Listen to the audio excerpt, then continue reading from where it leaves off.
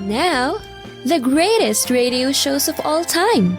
Suspense. The Shadow Node. Washington calling David Harding, counter-spy. Classic radio theater. The Great Gildersleeve. Fibber McGee and Molly. Dragnet. Gunsmoke. The Lone Ranger. Now, step back into a time machine with your host, Wyatt Cox. Good evening, friends of the Inner Sanctum. Drama on this Thursday, episodes of Mystery in the Air, The Adventures of Sam Spade Detective, yours truly, Johnny Dollar, and we will have an episode of Night Watch. That's all straight ahead on this Sure Happy It's Thursday, 25th day of September, 268th day of the year, 97 days remaining.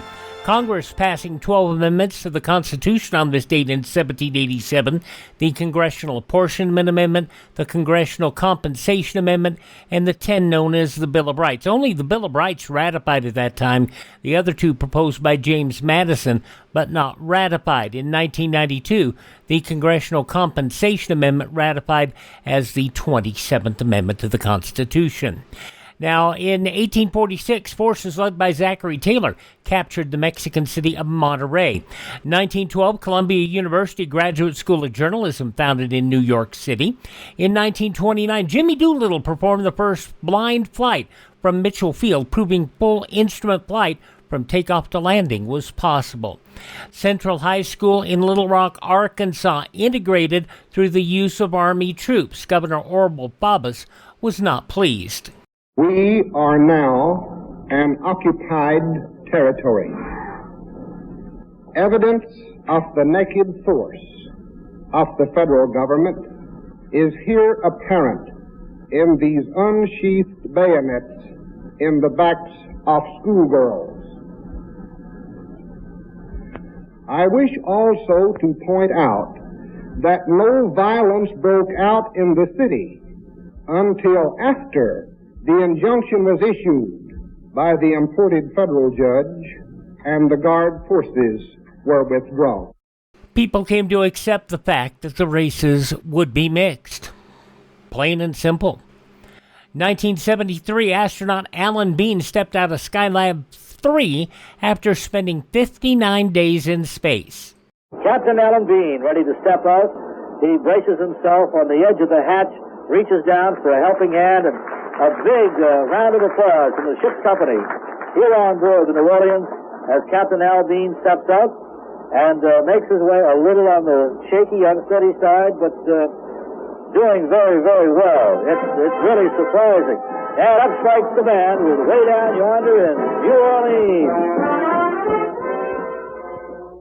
Bean logged 1,671 hours, 45 minutes in space, of which 10 hours, 26 minutes were in extravehicular activities on the moon and in Earth orbit.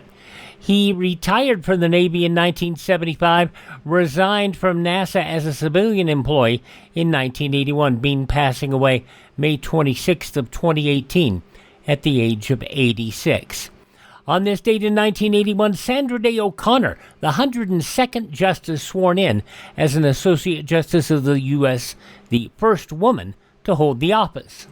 My own view in the area of abortion is that I am opposed to it as a matter of birth control or otherwise. The subject of abortion is a valid one in my view for legislative action. Subject to any constitutional restraints or limitations. And you couldn't say that today. You couldn't. You'd be immediately saying, no, you can't have them on. O'Connor served on the court for nearly a quarter century, resigning in 2006, and President Obama gave her the Presidential Medal of Freedom in 2009. Wing Commander Andy Green established the world land speed record on this date in 1997 at Bonneville Salt Flats. And that's about an hour north of me here in Ely, Nevada. In the Thrust SSC jet-powered car, the first man to break the speed of sound on land. 2014, Chicago's O'Hare International Airport regained the title as the world's busiest airport from Hartsfield-Jackson Atlanta International Airport in Atlanta. And, of course, they keep trading back and forth the title. Atlanta may be ahead again, I'm not certain. It was on this date in 2018. Bill Cosby sentenced to 3 to 10 years in prison for aggravated sexual assault. For decades, the defendant has been able to hide his true self and hide his crimes using his fame and fortune. District Attorney Kevin Steele, Cosby released in 2021 because he's old. Passing away on this date in history, writer Ring Lardner, etiquette expert Emily Post, actor Walter Pidgeon, Jimmy Carter's brother Billy Carter, who was a Dulce. It was a hilarious situation. Would you believe Don Adams passing away on this date? Singer Andy Williams, who had hits, in the 40s, 50s, 60s, and 70s, I believe it was. Golfer Arnold Palmer, country singer Jeannie Shepherd, and David McCallum, the man from U.N.C.L.E., all passing away on this date in history. Birthdays on this date of those who are no longer with us include Barbara Walters, who talks about her greatest fear. My idea of hell is that I finish doing an interview and someone says, "Did you ask such and such?" And I think, "Oh, I didn't. I didn't ask that. I didn't ask that." But I have a lot. In my work, I'm very decisive, and in real life, I'm very indecisive. So, years ago, there was a chanteuse named Edith Piaf, and she sang a song that said, "I regret nothing. Je ne regrette rien." And Bette Midler then did a takeoff on it and sang, "I regret everything." And I said, that's going to be my theme song. You name it, I regret it. With Oprah Winfrey, Barbara Walters, born on this date in history, along with Nobel laureate William Faulkner, baseball player, sportscaster Phil Rizzuto, humorist and author Shel Silverstein, actress Juliette Prowse, and actor Christopher Reeve. All born on this date in history, they have left this mortal coil. Hi, this is Jeff Foxworthy. It is now time for the birthday announcements. The following people are now officially older than dirt. Happy birthday number 81 to Michael Douglas. The point is, ladies and gentlemen, that greed, for lack of a better word, is good. From Wall Street, Michael Douglas, 81 years old. Model Cheryl Teague, 78 years old. Anson Williams from Happy Days, 76 today, who talks about auditioning. One night I get a call that there's an audition for this 50 show. And on my way down, my car stops. I'm like hours late. I go to Paramount Studios. I go up to the receptionist. "Hi, I'm sorry I'm so late. It's Anson Williams." And I hear, "Where the hell you been?" And she goes, "Yeah, lucky. We haven't cast Potsy yet." I say, "What's a Potsy?" And we would all find out who Potsy was. Anson Williams, 76 years old today. Luke Skywalker, Mark Hamill, 74 today. Pro wrestler Gorgeous Jimmy Garvin, 73. Remember he had that big, long, curly hair? Now it's all gone. Actress model Heather Locklear, 64. Janice Soprano in The Sopranos. Ida Turturro, is 63. Will Smith is 57. That's cool. So we go and hang out for his birthday, and I'm like, man, that's really good. He wanted his family with him, and Calvin Harris was performing. We went to the show. And then we go to a restaurant, and Jaden was just particularly excited, We sit down at the restaurant, and he looks at the waiter, and he says, "I'll have a tequila." And I said, whoa, man, hold up. What you doing? And he says, "The drinking age is 18 in England, Dad." That's right. Oh, no, that's why he got you. I was like, you joker. You joker. That's how you got us all. Yeah, I was thinking fast. I said, "Oh, but hold on. It's only noon in L.A. And you weren't born till 4, so you're not 18 yet." With Jimmy Fallon on The Tonight Show, Will Smith, 57 years old today. Catherine Zeta-Jones is 56. Hal Sparks, 56 as well. Pro wrestler Aja Kong, 55 years old today. She was a scary-looking woman. She really was. Pete Sampras' wife, actress Bridget Wilson Sampras, 52. Donald Glover from Community, also the rapper Childish Gambino is who he is, also 42 years old today. From The Office and the After Party, Zach Woods is 41. And from Empire and Beast, Leah Jeffries is just 16. Those some of the people celebrating the 25th day of September as their birthday. If this is your birthday... Happy birthday to you. Happy birthday to you. Happy birthday, happy birthday. Happy birthday to you.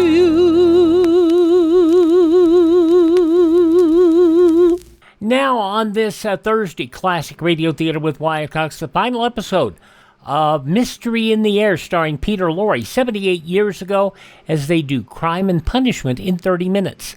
Woof, that's going to be fast.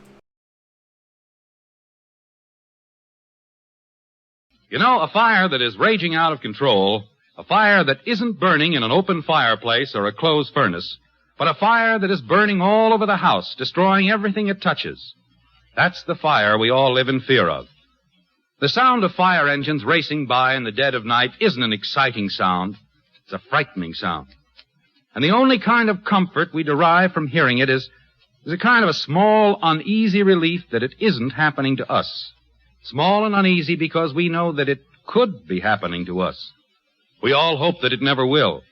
But that's a futile kind of hope, unless we take active steps to see that it doesn't. And the steps to prevent such a fire happening to us are really simple. Here they are. Don't smoke in bed, and don't lose track of that cigarette you're smoking somewhere around the house. Don't store up old rags and papers. Clean them out. Don't put up with defective wiring and old frayed cords. Don't use cleaning fluids that will catch fire. Don't leave matches in reach of small children. Just 5 steps. Follow them. If you don't, you're gambling with fire, and the odds are overwhelmingly against you. We get started this Thursday with the final episode of Mystery in the Air, starring Peter Lorre. They do an ambitious adaptation of Crime and Punishment from 78 years ago today, September 25th, 1947.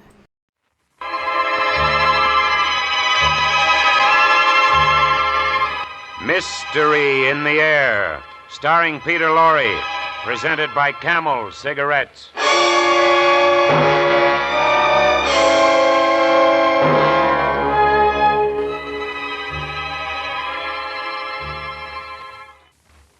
And it is now my great pleasure to confer our academic degree with honor on the most distinguished student of this class. Roderick Raskolnikov, step forward. In the history of our university, there have been few young men who have compared with him in mental brilliance, and few for whom the future held greater promise. Roderick, I've spoken for the university. Now I want to speak for myself. As a token of the esteem in which I hold you and your abilities, I want to present you with this watch. Thank you, sir. Well, read the inscription. To Roderick Raskolnikov, may his great gifts bring him the reward of honor and good fortune. Thank you, sir.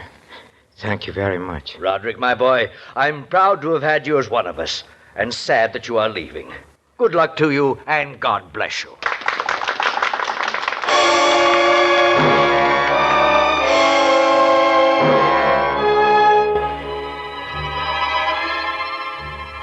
Again tonight, Camel Cigarettes bring you Peter Lorre in the excitement of the great stories of the strange and unusual, of dark and compelling masterpieces culled from the four corners of world literature. Tonight, Crime and Punishment, adapted from the motion picture starring Peter Lorre and based on the novel by Fyodor Dostoevsky. Mystery in the Air, starring Peter Lorre. Brought to you by Camel Cigarettes.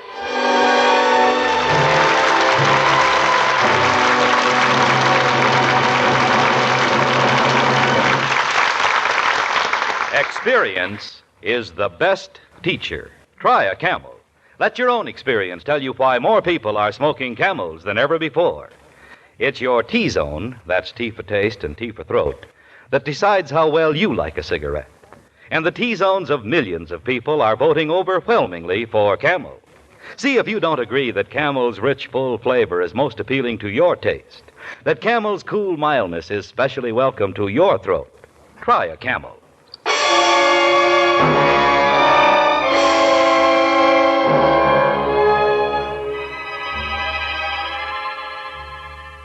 So I, Roderick Raskolnikov, went to the city to achieve honor and good fortune. But 1 year later, I had achieved neither. Oh, I had written one book, a book on crime, which I had to sell to a publisher for barely enough money to pay my first 6 months' rent. Oh, the reviews were very nice. Yes, one of them said, the subject is handled with such brilliance that one wonders whether it's the work of a genius or a great detective, or both. Genius or great detective. Can't eat reviews. All the time I was starving in a garret room. Come in. Oh, it's you, Mrs. Barnum. Yes, it's me. I haven't had a penny out of you in 6 months. I know. How much longer do you expect me to wait for my rent? Well, can you stand the strain another half hour? Oh, so you're going to pay me in half an hour? Yes. Just how you going to raise the money? Oh, that's very simple. I'm going to rob a bank. Think you're funny, huh? Well, I don't. You're a disgrace to my house. Maybe, but someday they'll put a sign on this house that I, Raskolnikov, had the privilege of starving here.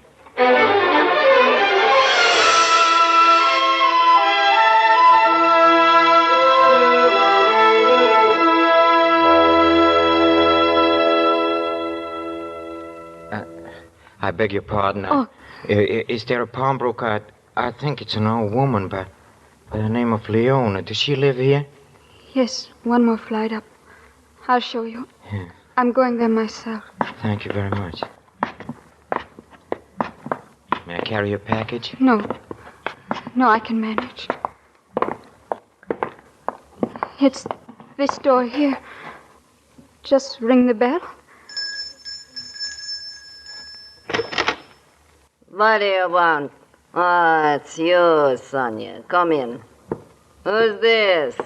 One of your gentleman friends? No, I met him on the stairs. Well, what have you got this time? This Bible. And where did you steal this? I didn't steal it. It's been in our family a long time. What do you want for it?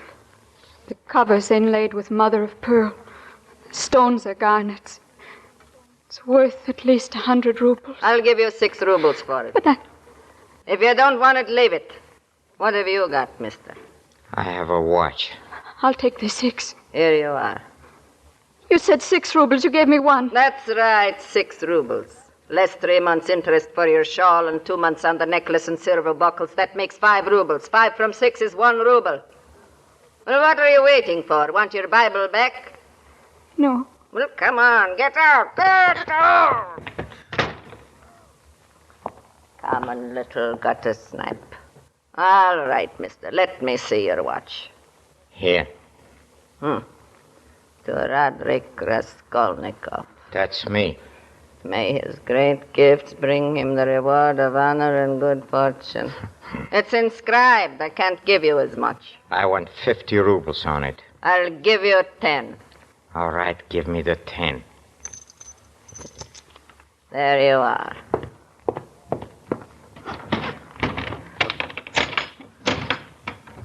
What are you staring at? Don't look at me like that. I'm not looking, I'm not staring. I was watching you put the young lady's Bible in my watch into that trunk, that's all. But I've got nothing in here. Nothing but a lot of trash. A lot of trash. Get out of here. As you say.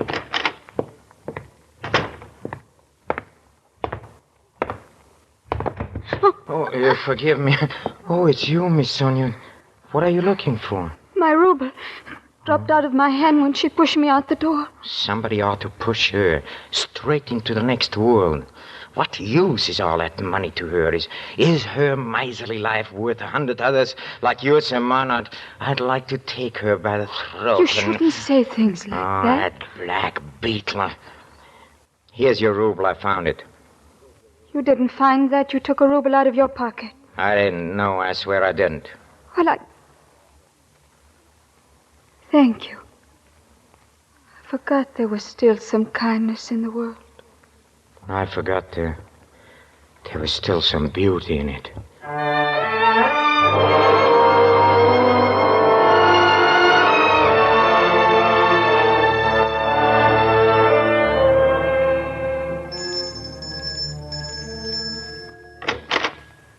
What do you want at this hour? It's after midnight. It's me, Raskolnikov, don't you remember? I've got a valuable vanity case this time. Fine hour this is to come around with your rubbish. But come in.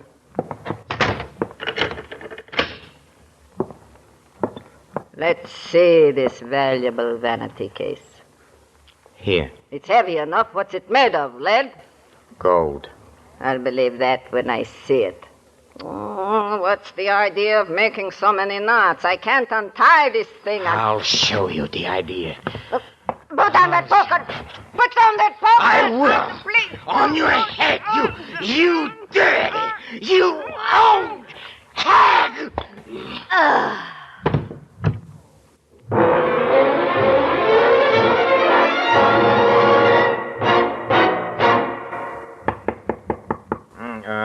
Come in. Oh, good morning, Miss Possum. Fine day, don't you think? Very fine day, huh? I didn't come up here about the weather. Oh, no.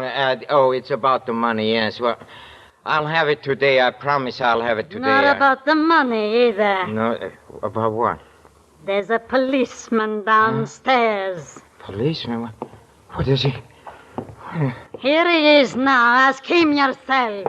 Are you the writer Raskolnikov? Yes. Well, come along with me. You're wanted at headquarters. There must be some mistake.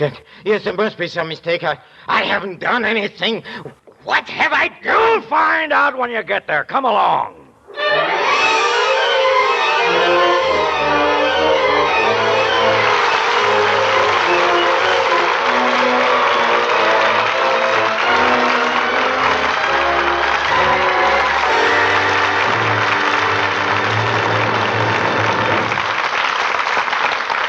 In a few moments, Mr. Peter Lorre will bring us the climax of tonight's Mystery in the Air, when camels present Act Two of Crime and Punishment. You've got to be good, really good, to be a champion. You've got to have what it takes, and it takes plenty of skill, plenty of training, and above all, plenty of experience.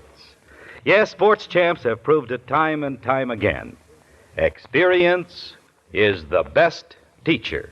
Cecil Smith, the polo star, thanks experience for his goals. Don Whitfield says experience made him what he is today, the world's outboard speed champion. That goes for Jerry Ambler, too. He says it took experience to win his bronc-busting crown. Yes, the champions agree that experience is the best teacher in the world of sports. And millions of smokers agree that experience taught them plenty about cigarettes. Back in the days of the wartime cigarette shortage, folks smoked brand after brand. They had to take whatever brands they could get. They compared those brands, became experts on the differences in cigarette quality. And that experience convinced thousands and thousands of smokers that Camels are their first choice. They learned that Camels are the cigarette with a rich, full flavor and cool mildness. Yes, smokers everywhere learned they prefer Camels to all other cigarettes. Result?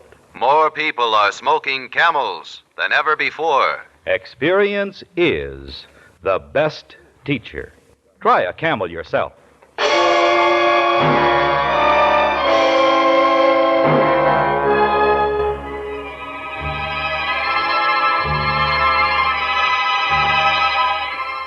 Roderick Raskolnikov, trembling with fear, now stands before the clerk in the police station. Raskolnikov. Let's see. Oh, yeah. You owe your landlady 30 rubles, and you refuse to vacate the premises. Is that why? Is that why I've been brought here? Yes.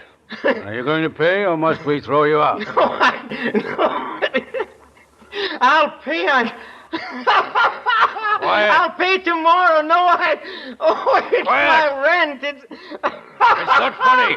Quiet. No, it's the rent, you see. Do you hear it? Quiet, I say. 30 rubles. That's why I've been brought here. Oh, it's wonderful. Stop that shouting. Now stop it. What's going on here? Who's that maniac? He's a writer named Raskolnikov. Huh? Oh, Raskolnikov. Just the man I want to see. Me? Why, sir? I'm Inspector Porphyry. Oh, Commissioner. I read your excellent book about the crime and criminals. Oh, you flatter me, sir. Oh, no, I really mean it. You know, I thought I knew something about the subject, but your book put me and my staff in the kindergarten class. I must talk to you. Come into my office. Thank you, sir. By the way, perhaps you'd like to help us on a new murder case. It'll give you a chance to see how the blundering police work. Well, a murder case? An old pawnbroker was killed last night. Huh? A well-known character named Leona. Yes, I've heard of her. Oh? What do you know about her? Nothing. Nothing at all. Think you'll get him easily? Guilty man? Who knows? We may have him now. What do you mean? We brought a man in this morning, a house painter. He had been working in a flat under Leona's. Oh? Do you think he did it? Well, it doesn't really matter. He was found with a pair of earrings. He had blood on his hands. Oh, of course, he has an explanation for these things, but he'll do as a suspect just to keep our records clear. Records clear. You mean that... Of course. But come, let's discuss your book.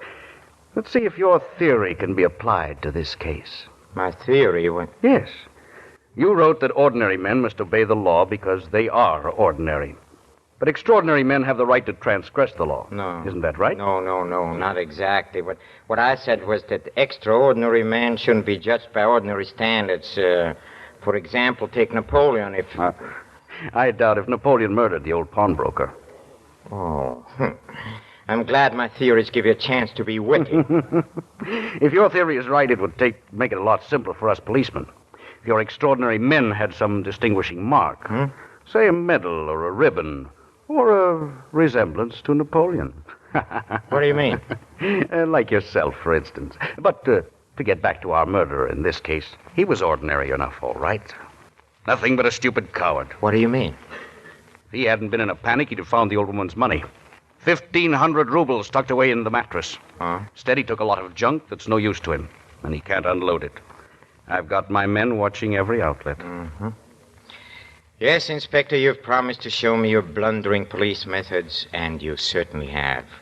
You're holding a man who's probably entirely innocent just to keep your records clear, huh? Well, the painter will do until the real murderer comes in, and he will come in. He'll give himself up through fear. Fear of the law or of God. Oh, yes? In the meantime, I'll just wait.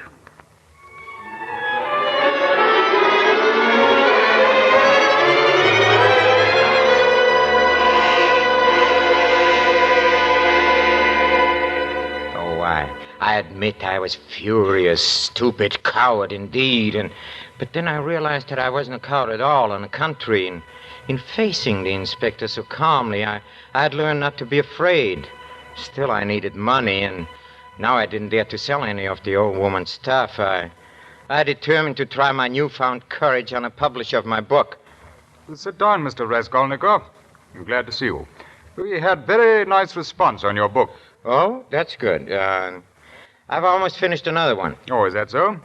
Oh, you might let us see it when it's done. Well, you see, as a matter of fact, another publisher, well, he has offered me an advance of 750 rubles on it. He has? Yes. The pirate. You're my discovery. Well... Look, I'll give you 1,000 rubles advance. How's that? Oh, that's fine. That's wonderful.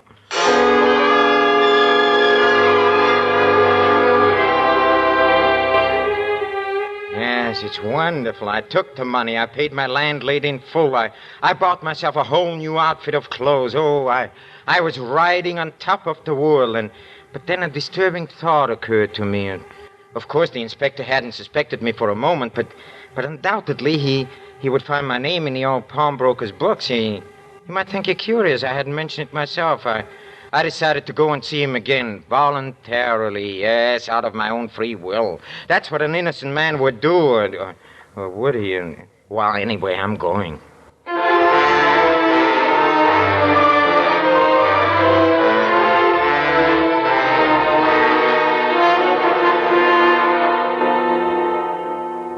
The inspector will see you in just a moment. Thank you. I'm in no hurry. Why, Mr. Raskolnikov. Sonia, what are you doing here? The inspector sent for me. He returned my Bible. He asked me a few questions. Questions? What kind of questions? About the day I went to the pawnbroker. Did he want to know anything about me? Yes, What did you tell him? about the money you gave me. Oh, And then he wanted to know. what? What did he want to know? Before I knew what had happened, he made me tell him what you said. What? That she deserved to die. Well, she did, The inspector will see you now, Mr. Raskolnikov. Sonia, I must see you later. Where do you live? Catherine Street, first house from the bridge, second floor. I'll be over as soon as I can. Wait for me. This way, sir. Thank you. Ah, Mr. Raskolnikov. I'm delighted to see you again. Come to claim my watch. Here. Your watch? Come on, let's not beat around the bush. I hated to part with it, but I need the money, so I took it to the old woman and What old woman? Oh, you know, the pawnbroker, the one we were talking about. Oh, did you have dealings with her? Did I? You know I had. You know I was there. I mean, isn't my name in her book? Oh, wait a minute. Why, so it is. Funny, I didn't notice it. What are you trying to do, upset me? Upset me? No, not at all. And I'm sorry, but there's no watch listed among her effects. I'm afraid it's still in the murderer's possession. Well, thank you very much. I must be going out. Oh, by the way, that's a new suit, isn't it? Yes, it is. What of it?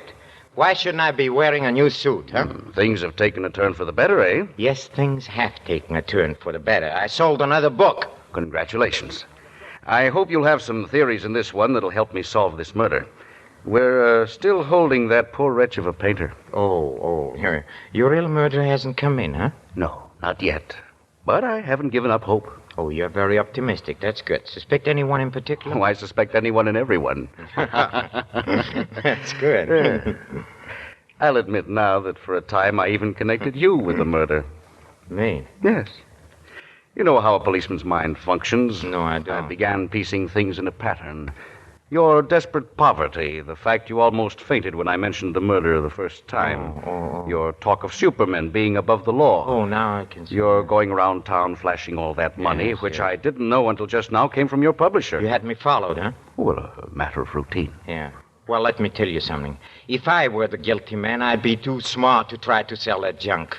I'd have gone into the country and buried it under stone. You hear me? Yes, under a big, heavy stone. So? Come on, accuse me of murder if you like, but don't insult me by believing that I'd overlook 1,500 rubles in a mattress. Try your clumsy methods on half-wits, like that poor fool you're going to sacrifice, just to keep your records clear. But I'm not accusing you. I don't accuse a man I think is guilty if I have no proof. I just sit and wait. Yeah, you sit and wait. Stop playing this cat and mouse game with me. If you think you have a case against me, come on, arrest me or bring me to a trial. I'll show you how. Yes, I did it. Inspector, I did it. this man just confessed. Yes, I confess. I'm guilty. I'm the murderer. Policeman. You're lying, you fool. You didn't kill her. I hit her over the head with a poker. I hate her. You idiot! You didn't even know about her until we arrested you. You didn't know anything about it until we beat it into you. Take him away, officer. He wants to go to Siberia that badly. I'm guilty, I tell you. I'm guilty. Get him out of here. Oh, what a triumph for your methods, Inspector. First you tried to make him confess, and now you tried to make him believe he's innocent. Doesn't your conscience ever bother you? No. Let the real murderer suffer from his conscience, and it'll trouble him. He's no Napoleon. No, he's not hard enough. He'll come in, and I'll be waiting for him. I'll be waiting. Good luck.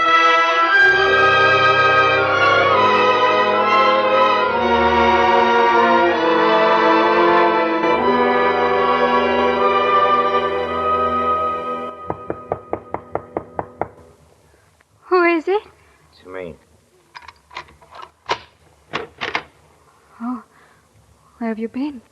No, I'm walking the streets. I don't know how long. I know it's late. I had to talk to you, Sonia. I may never see you again. You're going away? Yes. Where are you going? I don't know. And why? Because I'm free now. Yes, I'm free.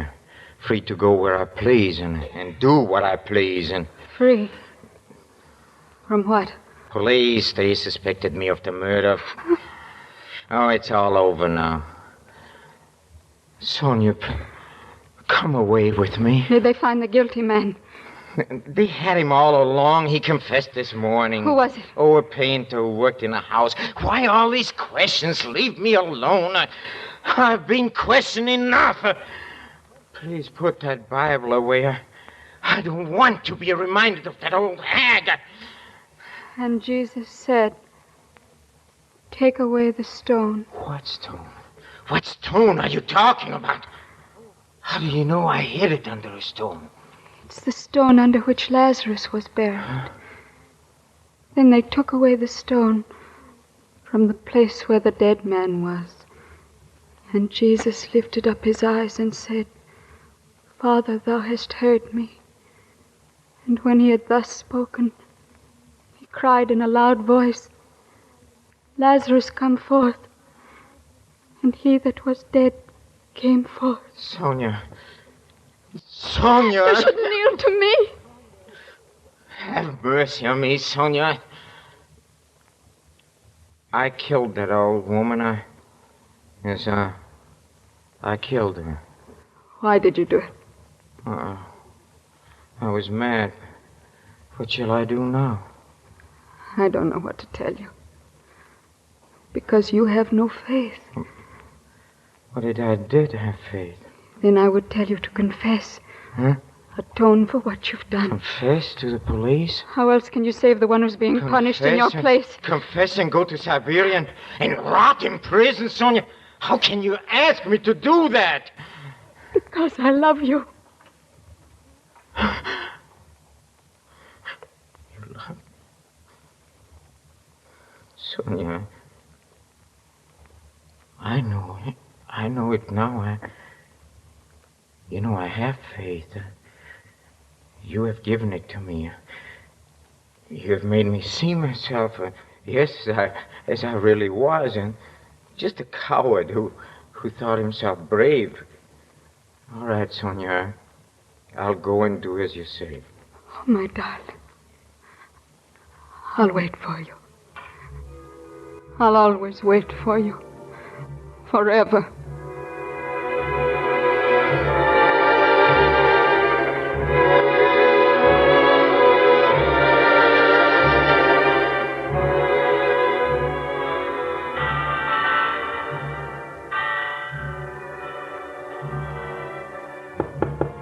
Come in.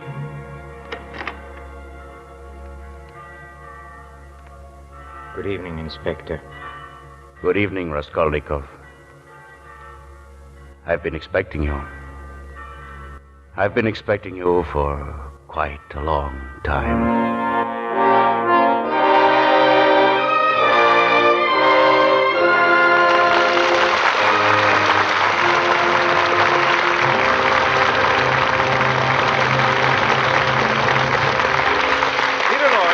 In just a moment for Camel cigarettes. Each week, the makers of Camel cigarettes send free Camels to servicemen's hospitals from coast to coast. This week, the Camels go to Veterans Hospital, Muskogee, Oklahoma, U.S. Army Tilton General Hospital, Fort Dix, New Jersey, U.S. Naval Hospital, Key West, Florida, U.S. Marine Hospital, Memphis, Tennessee, and Veterans Hospital, Tucson, Arizona. When 3 leading independent research organizations asked 113,597 doctors living in every state of the Union, what cigarette do you smoke, doctor? The brand named most was Camel. According to a nationwide survey, more doctors smoke Camels than any other cigarette.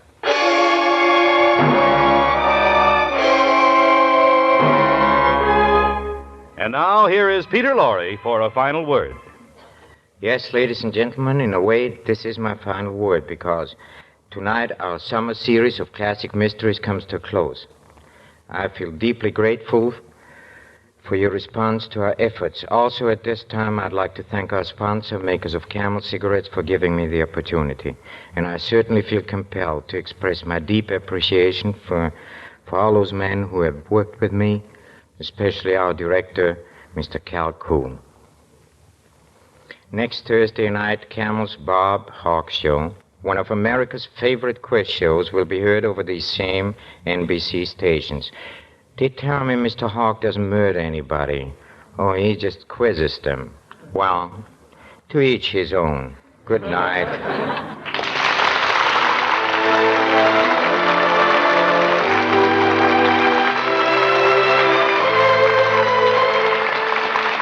Men, shopping around for just the right tobacco for your pipe? Don't miss Prince Albert, the tobacco specially made for smoking pleasure. Prince Albert is a mild tobacco with a rich, full, mellow taste. Its choice tobacco is specially treated to ensure against tongue bite. Crimp cut to burn slow, smoke cool. More pipes smoke Prince Albert than any other tobacco. So see if PA doesn't give you more pleasure from your pipe. If your community did not observe daylight saving time this summer, listen in for the Camel Show 1 hour later next week when the Bob Hawk Show will be heard at this time over these same NBC stations. Crime and Punishment has been adapted from the screenplay Crime and Punishment by arrangement with Columbia Pictures, producers of the Technicolor musical Down to Earth. Listen next Thursday at 10 p.m. Eastern Standard Time, 9 p.m. Central Standard Time, 8 p.m. Mountain Time, and 7 p.m. Pacific Time for the Bob Hawk Show over these same NBC stations. Music for Mystery in the Air was composed and conducted by Paul Barron. The artists supporting Mr. Lorre tonight were Henry Morgan, Peggy Weber, Joe Kearns, Ben Wright, Louis Van Ruten, Gloria Ann Simpson, and Herbert Butterfield. This is Michael Roy in Hollywood wishing you all a pleasant good night for Camel. This is NBC, the National Broadcasting Company.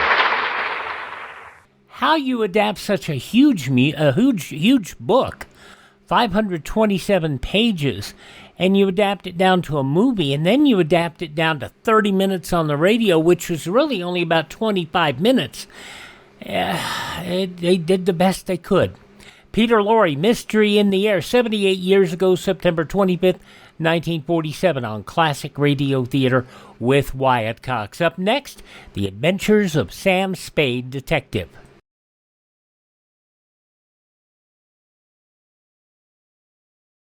Have you ever wondered what people abroad think of us? Many of them don't have a very high opinion of our country or our way of life. It's not because of anything we've done or haven't done. It's what they think we have or haven't done. Unfortunately, those thoughts were planted in their minds by books and other literature distributed in both free and Iron Curtain countries by the communists. This material has been deliberately slanted to create false impressions of America and Americans. But the people who read them are hungry for the truth. Somewhere on your bookshelves or in your attic, you must have books you're through with.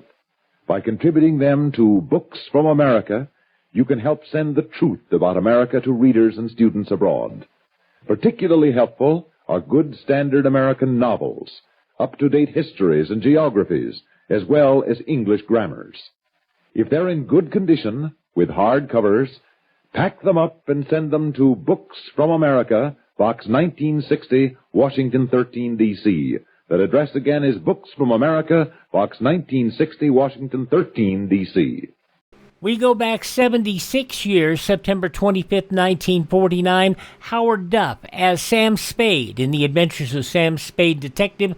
We're just going to call it The Indian Caper, though I imagine you'll hear them try to say the full title because I don't have that many syllables in my mouth.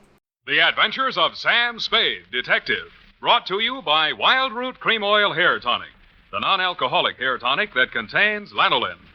Wild Root Cream Oil. Again and again, the choice of men and women and children, too.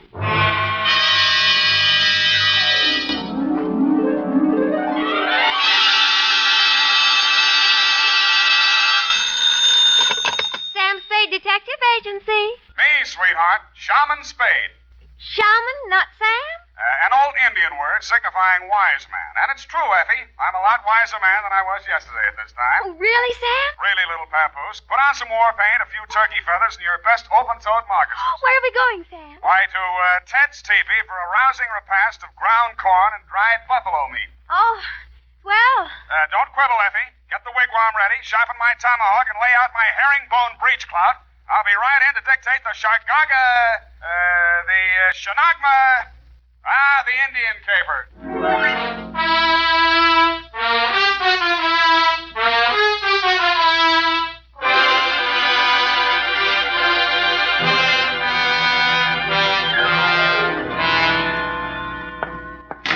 From the land of the sky blue water, they brought a captive maid, Red Wing. Here I am running, Skunk. Running what? Skunk. He was a famous Indian detective. You sure you're not making this up? Oh, no, Sam. Oh, no. He was the scourge of Indian lawbreakers. The scourge, huh? Even so, you have 2 minutes to think of a better name. Oh. Rippling stream? Not virile enough. Crunching muscles? Too virile. What is that stuff you've been getting me anyway? To Lieutenant L.J. Myron, San Francisco Homicide Detail. Better take it back. Copy to Chief Black Cloud at Santee, Dakota Indian Reservation. Oh, murder.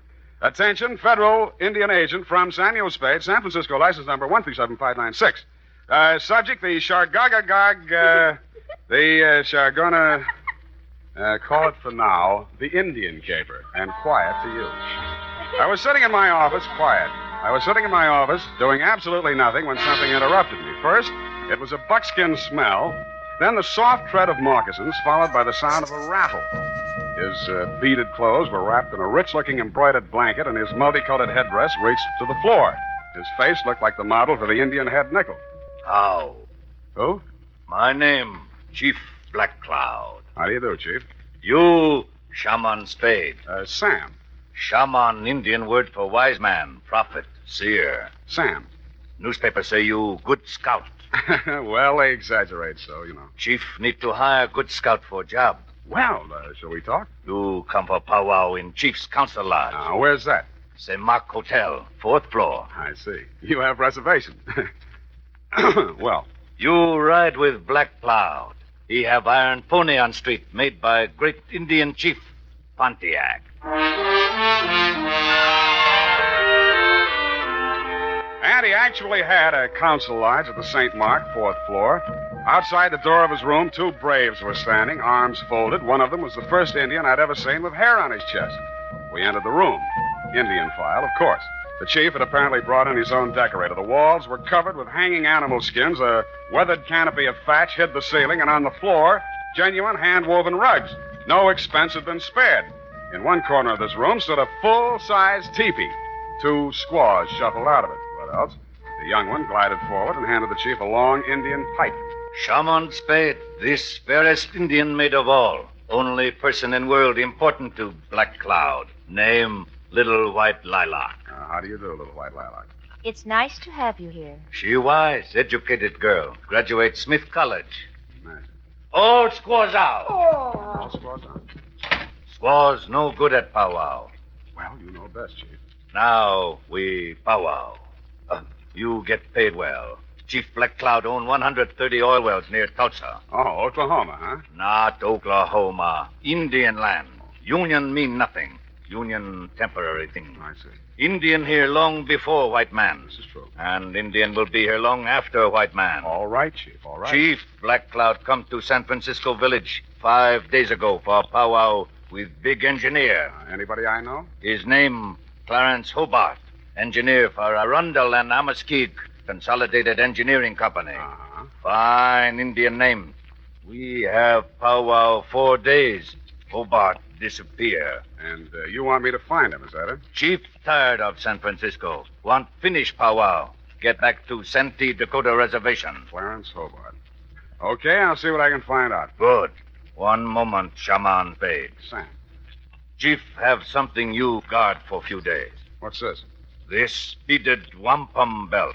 Ancient relic of Nipmuc tribe. Nipmuc. Here in Tipi Semak, too many light-fingered chambermaids and bellboys. You want me to hold on to this for you? Yes. Wampum of great sentimental value. Woven by ancient wise man Tani Luka. Tells interesting story in history of tribe. Guard it well. Haven't lost a wampum yet. Is that all, then? One more thing. We smoke pipe of friendship. I smoke. Here. Now, you smoke. To friendship. Now I know what happens if the bag of Lucky Strike doesn't buy.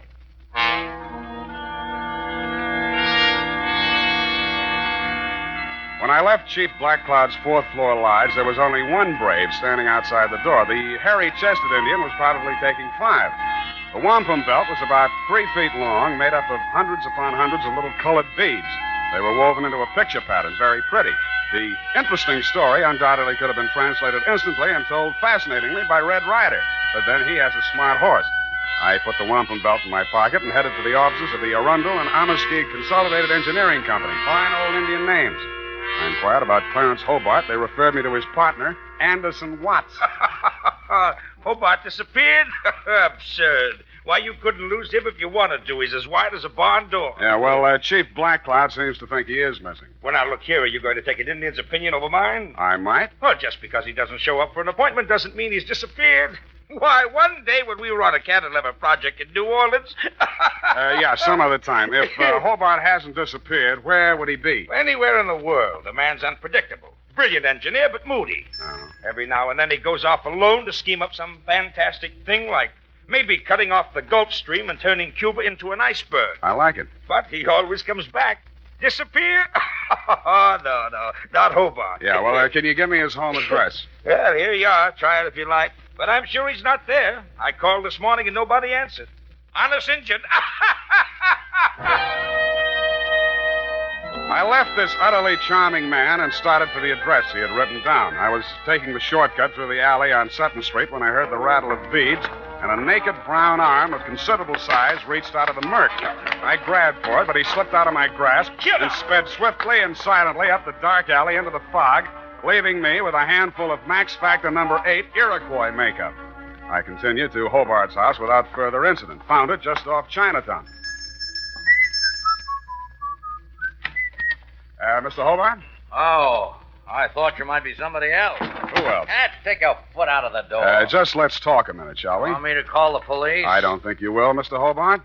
All right, out with it. What's on your mind? My name is Sam Spade. I'm a private detective. There's an Indian named Chief Black Cloud who's worried about you. I'm old enough to worry about myself. Now, stop bothering me. Go away. Look, I'm going to tell the chief where you are, you know, because that's what I was hired to do. You'll... yeah, you're right. Confidentially, I've been on a 2-day drunk. You know how it is. Who, me? Tell him to phone me tomorrow. I'll talk to him.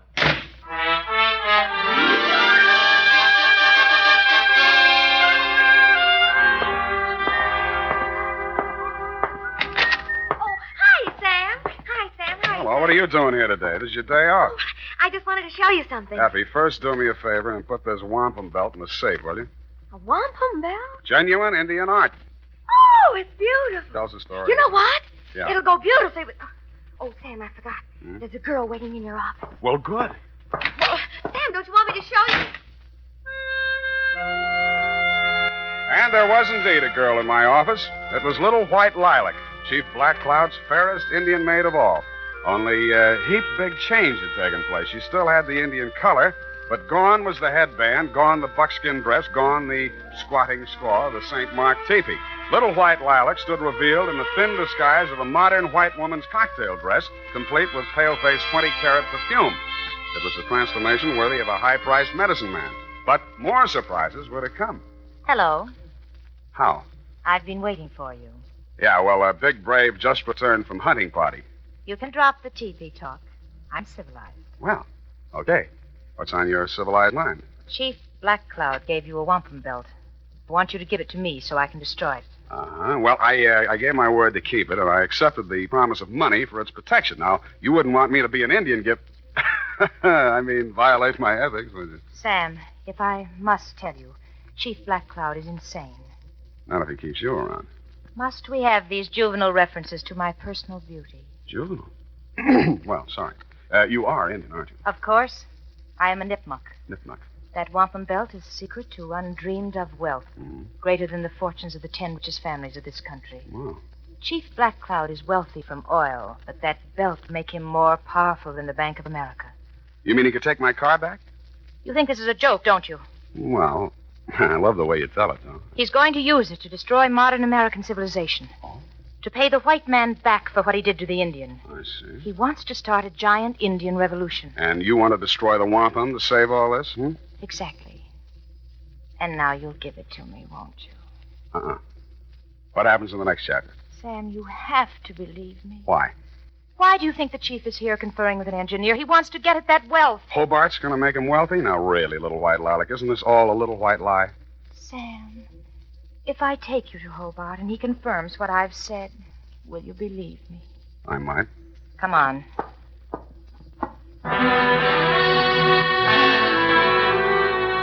She took me by the hand, and she led me out of the office and up and down several streets until we arrived at a frowsy-looking brownstone. We entered, still holding hands, and came to rest in an apartment that looked just recently occupied. I guess that's what it looked like because you couldn't tell much. It was being lit by either one 10-watt frosted bulb or by fireflies. This is the place. Yeah, a little dim in here, wouldn't you say? I like dim places. Yeah. Mm-hmm. Where's Clarence? I'll get him in a minute. First, Sam. Yes, Violet. You've been so nice. I have? I want to find some way to thank you. I'll wait while you look. I can start by kissing you. Please, Sam. Oh!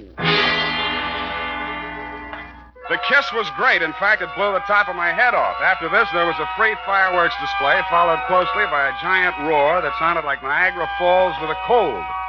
It was a short feature, followed by a long period of dark, black silence. When the curtain came up again, I was lying in an alleyway. I was stiff and cold, my head throbbed with pain, my brain was a jumble, my suit was torn and dirty, my patience was at an end, and my anger with little white lilac knew no bounds. I went down to the office and changed clothes and get a drink. The phone was already ringing when I opened the door.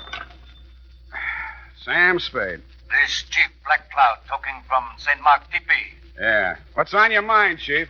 10 minutes ago, bellboy delivered to Chief Black Cloud box. Inside box is scalped of engineer Clarence Hobart. I hung up the phone, fell into my chair, snapped on the lights, and fell out of it again. My office had been massacred. The place had been ransacked thoroughly and looked like the morning after a Comanche smoker. And you guessed it, my safe had been drilled open. The ancient and valuable Nipmuc wampum belt was gone. At this point, I decided what Chief Black Cloud needed was a detective. Now, here's important news on good grooming. If you want the well-groomed look that helps you get ahead, socially and on the job, listen.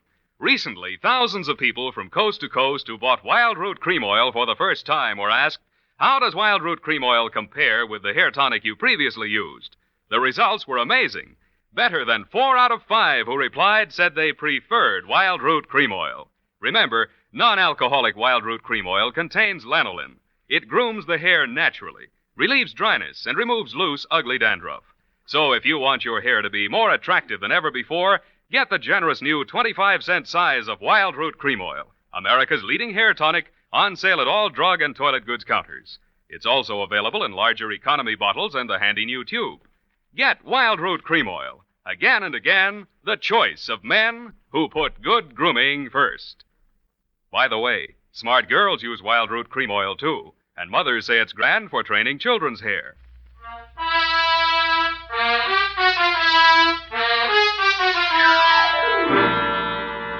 And now, back to the Chargogogogmanchogagogchobunamungamog caper. Tonight's adventure with Sam Spade.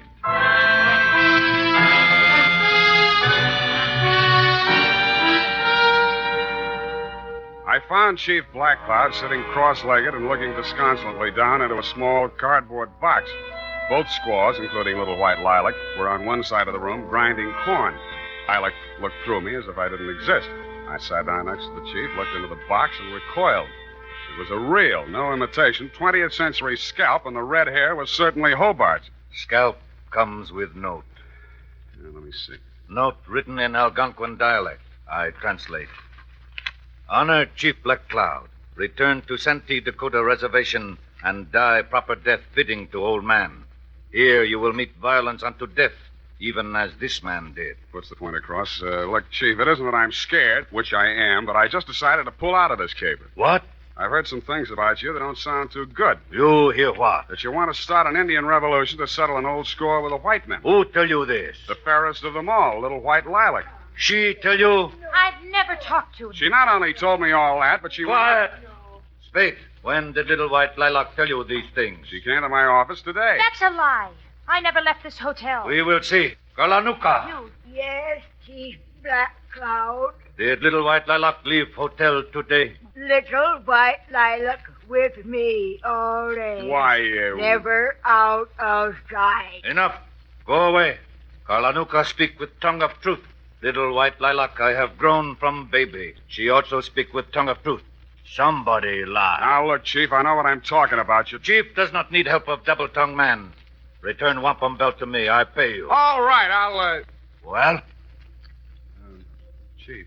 Chief heard enough lies. Return wampum Wait belt. a minute. I got a small but biting bit of truth to relate. Somebody stole the wampum belt. Wampum belt gone? Somebody broke into my office, drilled the safe, and took it. You stole? It was stolen from me. Return wampum or you not live until sundown. I'll return it if I can find it. Then you can pay me off and we'll call it even.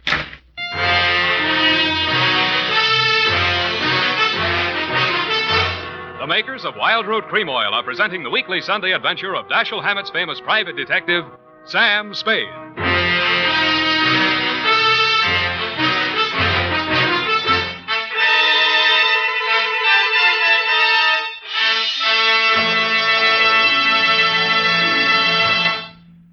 Now, here's important news on good grooming. If you want the well-groomed look that helps you get ahead, socially and on the job, listen. Recently, thousands of people from coast to coast who bought Wild Root Cream Oil for the first time were asked, how does Wild Root Cream Oil compare with the hair tonic you previously used? The results were amazing. Better than 4 out of 5 who replied said they preferred Wild Root Cream Oil. Remember, non-alcoholic Wild Root Cream Oil contains lanolin. It grooms the hair naturally, relieves dryness, and removes loose, ugly dandruff. So if you want your hair to be more attractive than ever before, get the generous new 25-cent size of Wild Root Cream Oil, America's leading hair tonic, on sale at all drug and toilet goods counters. It's also available in larger economy bottles and the handy new tube. By the way, smart girls use Wild Root Cream Oil, too, and mothers say it's grand for training children's hair. Get Wild Root Cream Oil. Again and again, the choice of men and women and children, too.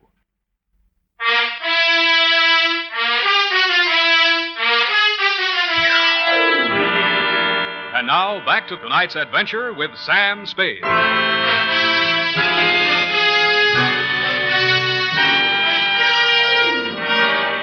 I walked outside, muttering frightful white man's imprecations.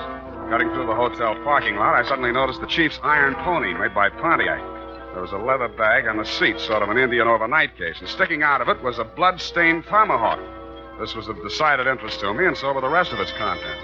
Somebody had a giant engineering project afoot because there were order receipts for such things as 2 LSTs, 4 underwater hydraulic drills, a diving bell, a dredging barge, and a steam derrick.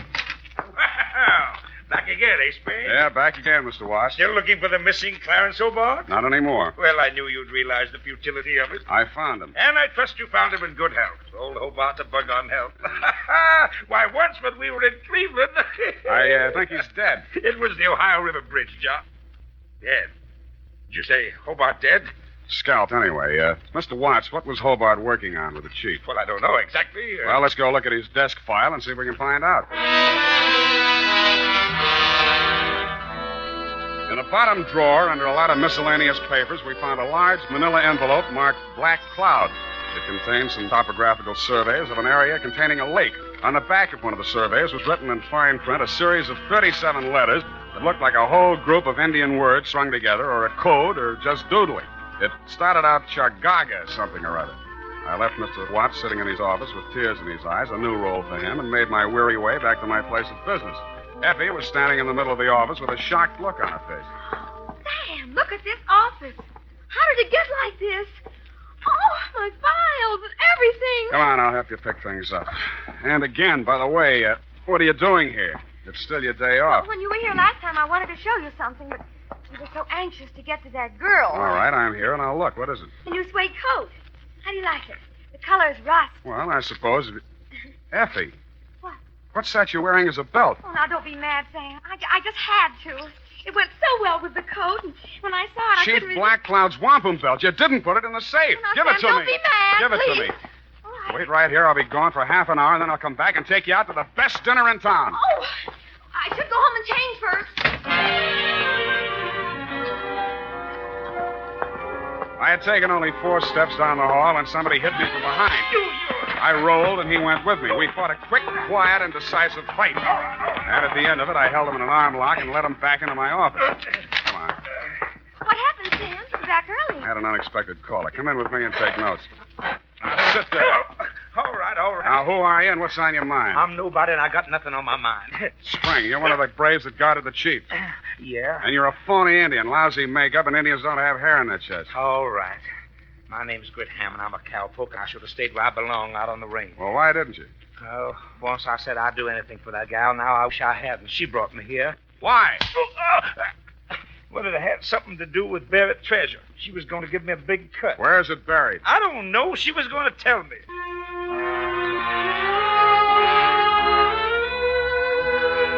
I took Hammond around a homicide and left him in their safekeeping. While there, I got the latest flash. They had found Clarence Hobart dead and less scalped down by the waterfront. There were no clues except the blow on the back of the head and lipstick on his mouth, which was enough for me, having been through the same course myself. Then I proceeded to St. Mark, 4th floor. Little white lilac met me at the door. You can't see the chief. Why not? He's asleep. One side. When the chief sees what I've got, he'll wake up screaming his wampum. You have it? And with that, she pounced. I pushed her off, but she came back and got a hold of one end of the wampum and tried to pull it away from me, with disastrous results. The wampum came apart, and in a second was nothing but hundreds of beads rolling different directions all over the place. In fact, it was no more. Oh! What happens in Chief's council lodge? Chief cannot sleep. Well, I brought back your wampum, but now it's all over the floor. Wampum belt destroyed? Yes, it's destroyed, you stupid old man. You talked to Chief? Yes, stupid. You had the world in your hand. You didn't know it. You wanted it all for yourself, to tear down the earth. It could have been used to live. What are you saying? To live the way I'm supposed to live. Now nobody will have it, not even you or that fat engineer who wanted it. Little white lilac, shut mouth. I've been shutting my mouth all my life. You're a stupid, ignorant, disgusting old man. You'd be better off. His big hands were around her throat. He stood there, anger and betrayal in his eyes. Then his hands dropped and he turned away with tears streaming down his face. It was then that the fair Indian maid went for him with a knife. And that was my cue to step in with a pale-face weapon.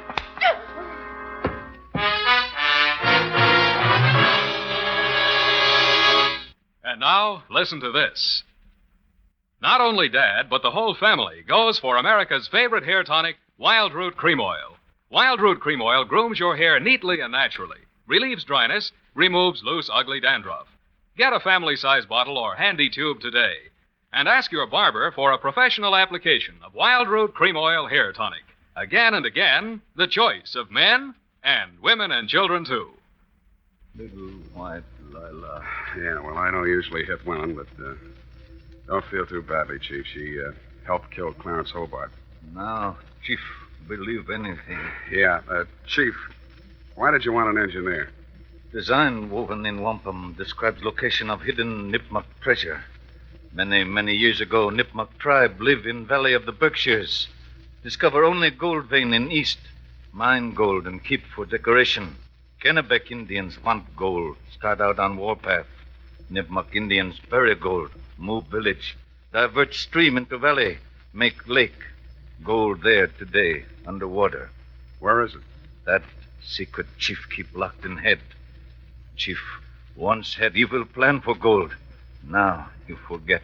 Make pilgrimage back to ancient ancestral camp and die. Send me bill. Chief leave village of San Francisco for good.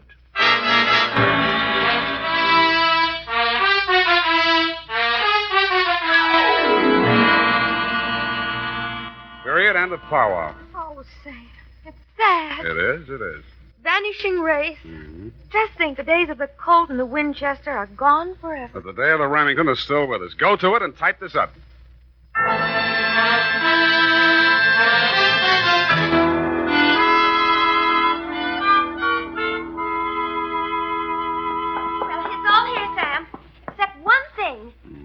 bloody tomahawk get in Chief Black Cloud's bag? A little white lilac planted it there. If anything happened to the chief, she, as the only other living nipmuck, would inherit the wampum. Well, she could have gotten the money by just waiting. Oh, shut up. Sam, you notice anything about the report? Yeah. Hey, you got the name of the caper right. The, Chargaga... Oh, what is it? Chargogogogmanchogagogchobunamungamog caper. You've been going on with an elocution teacher. Oh, Sam.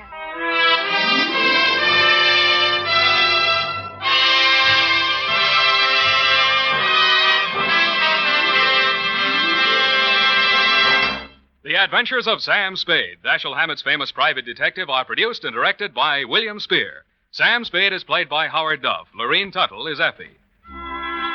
The Adventures of Sam Spade are written for radio by Bob Tallman and Gil Dove. Musical direction by Lud Gluskin, with score composed by Renee and Pierre Garrigan. Join us again next Sunday when author Dashiell Hammett and producer William Spear join forces for another adventure with Sam Spade. Brought to you by Wild Root Cream Oil. Again and again, the choice of men and women and children, too. This is Dick Joy reminding you to get Wild Root Cream Oil, Charlie. It keeps your hair in trim. You see, it's non-alcoholic, Charlie. It's made with soothing lanolin. You better get Wild Root Cream Oil, Charlie. Start using it today. You'll find that you will have a tough time, Charlie. Keeping all the gals away. Hiya, Baldy. Get Wild Root right away. I'm still just going to call it the Indian Caper. The Adventures of Sam Spade, 76 years ago, September 25th, 1949, here on Classic Radio Theater with Wyatt Cox. Coming up on Friday, comedy with the Lux Radio Theater 1938 presentation of Seven Keys to Baldplate, starring Jack Benny, and Mary Livingston. Preview of the half-hour Lum and Abner show that would begin the following week. Back in 1948, You Bet Your Life, starring Groucho Marx from 1956. Westerns on Saturday with Gunsmoke, Jimmy Stewart as a six-shooter, Have Gun Will Travel, and The Challenge of the Yukon. Comedy on Sunday with George and Gracie, The Aldrich Family, Father Knows Best, and Jack Parr.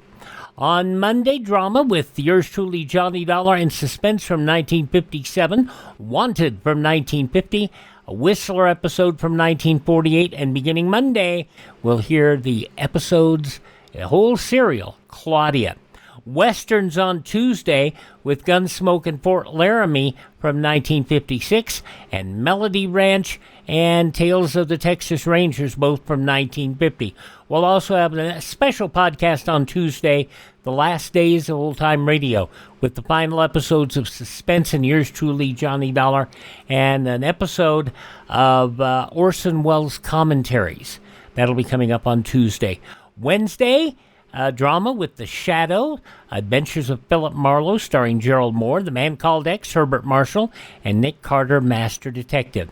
Comedies on Thursday, Fibber McGee and Molly, The Great Gildersleeve, Phil Harris, Alice Faye, and our Miss Brooks. That's coming up the week ahead here on Classic Radio Theater with Wyatt Cox. Up next, yours truly, Johnny Dollar.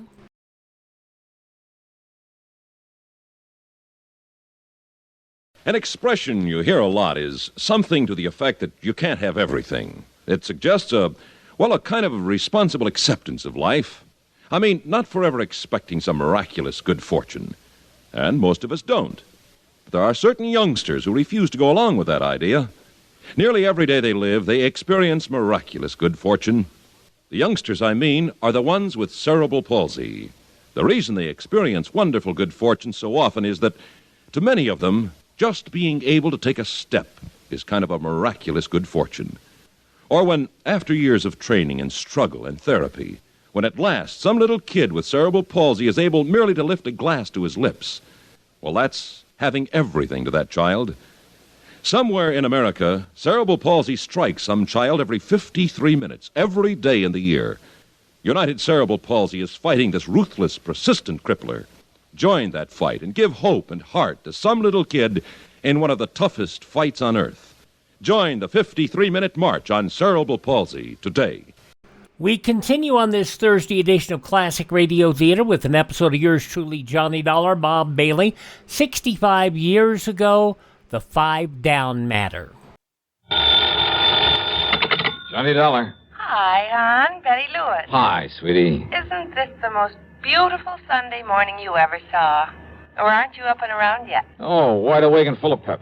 Then listen, dear. You know about the concert this afternoon at the Memorial Hall. Yeah, sure, I was going to call you, see if you'd like to be among those present. I'd love to. And why don't we make a day of it? Suits me fine. Maybe pick me up for an early lunch, take a walk in the park, then go to the concert, then go somewhere and get married, then have dinner together, and maybe find something to do this evening? Sure, why not? You mean it, Johnny? Sure, just let me put on my best bib and tucker and I'll... Whoa. What's the matter? Oh, somewhere along the line. Did I hear you say something about getting married? Sure, why not? Oh, well, now, look, honey, let's not kid about that. Who's kidding? Oh, honey, you know how I feel about you. And if it wasn't for this crazy, risky job of mine... And it's all off? Oh, doll, let's face it, it doesn't really make sense right now. Okay, Johnny. Bye. Oh, no, wait. Betty. Hello. Oh, well, Dollar, you dope. You'd better drive on over and see that gal and try to... Oh, now listen, honey, Well, what I meant to say back there... Yeah, what did you mean? And what's this honey stuff? Huh? Who's that? Pat McCracken, Universal Adjustment Bureau. On a Sunday morning? On a Sunday morning. Listen, I've got to see you, Johnny, right away. You mean for an assignment, some insurance investigation? I sure do. Now, listen. No, sorry, Pat, I can't. Not right now. Look, I'll run on over there to your apartment. No, Pat, no. Now, wait just a minute, No, Johnny. I won't be here. You'd better be. But I tell you... Hello? Oh, son of a gun, doesn't Pat realize that sometimes there are things more important than... Oh, well, I suppose I shouldn't have barked at him. Maybe after I've kind of smoothed things over with Betty, I can... Okay, now listen, Pat. Instead of your coming over here, just give me a couple of hours to take care of something personal, and I'll drive over and see you, and you can tell me... Pat? No, Johnny, this is George Reed at Floyd's of England. George?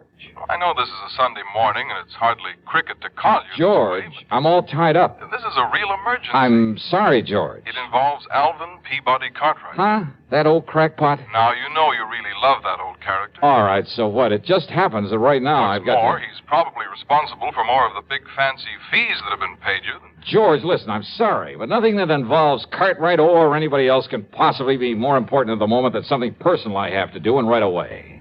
Nothing, Johnny? Nothing. Not even murder? Huh?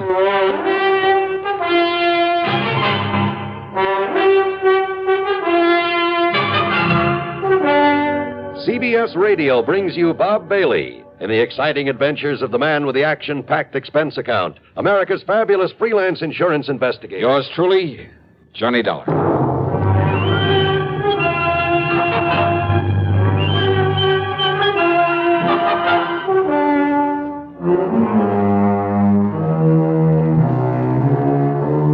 Expense account submitted by Special Investigator Johnny Dollar. To the Universal... No, to Floyd's... Well, now, wait. Before this case was through, there were enough insurance companies involved to... Well, anyhow, it's an account of expenses incurred during my so-called investigation of the 5 Down matter.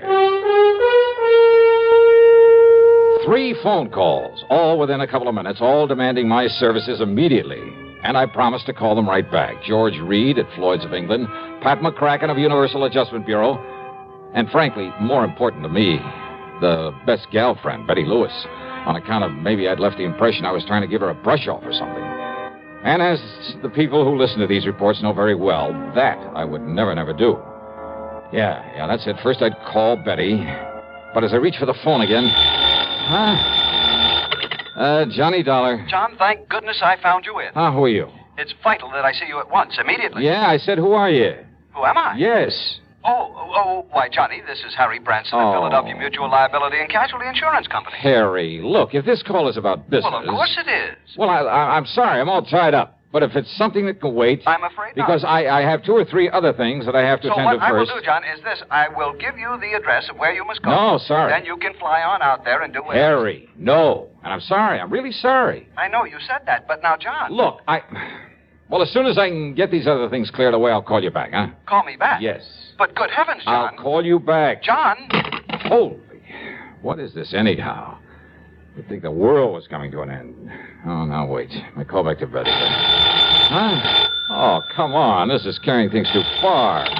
Johnny Dollar. Earl Poorman, Johnny. Now, look. Tri-State Life and Casualty. Yeah, out here on the Earl, coast. it's nice to... But listen, I'm sorry I can't talk to you right now. But, Johnny, I want you to come out here just as quickly... But I can't. That is, Now, listen, Johnny. I mean, at least not right away, Earl. Not right this minute, huh? This is very important. Well, something's come up. A lot of things have come up, and I can't even take time to talk to you until I... Listen. Hey, Earl. I'm listening. All right, let me call you back, huh? In a couple of minutes or maybe a couple of hours at the most, okay? Well, as long as I can be sure you'll come on But out I can't here. be...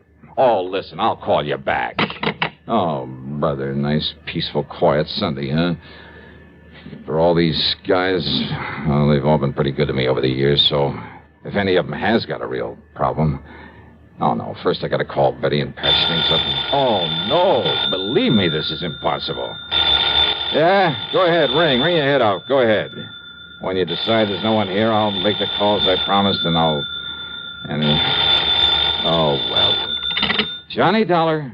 Johnny, this is Buster. Buster? That's right. Buster Favor.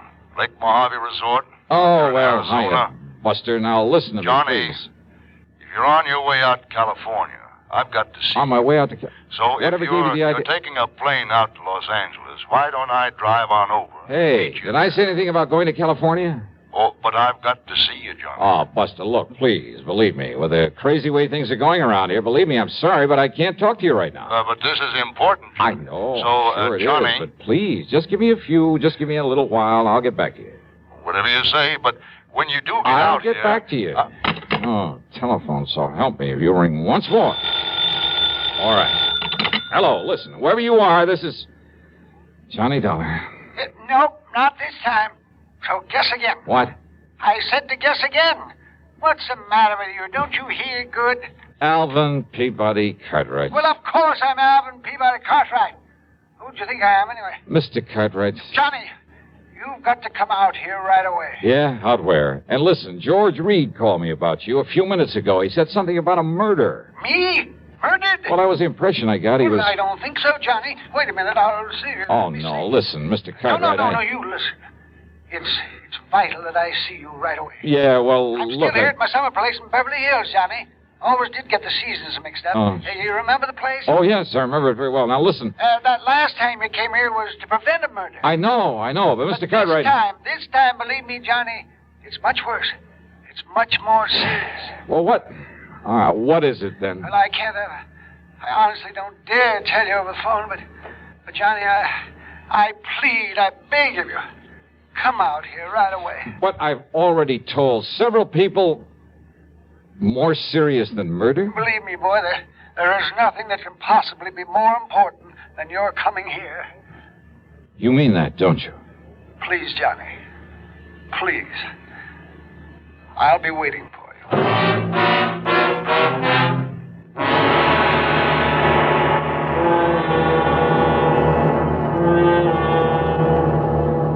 Ever notice the way Pepsi-Cola has of disappearing fast?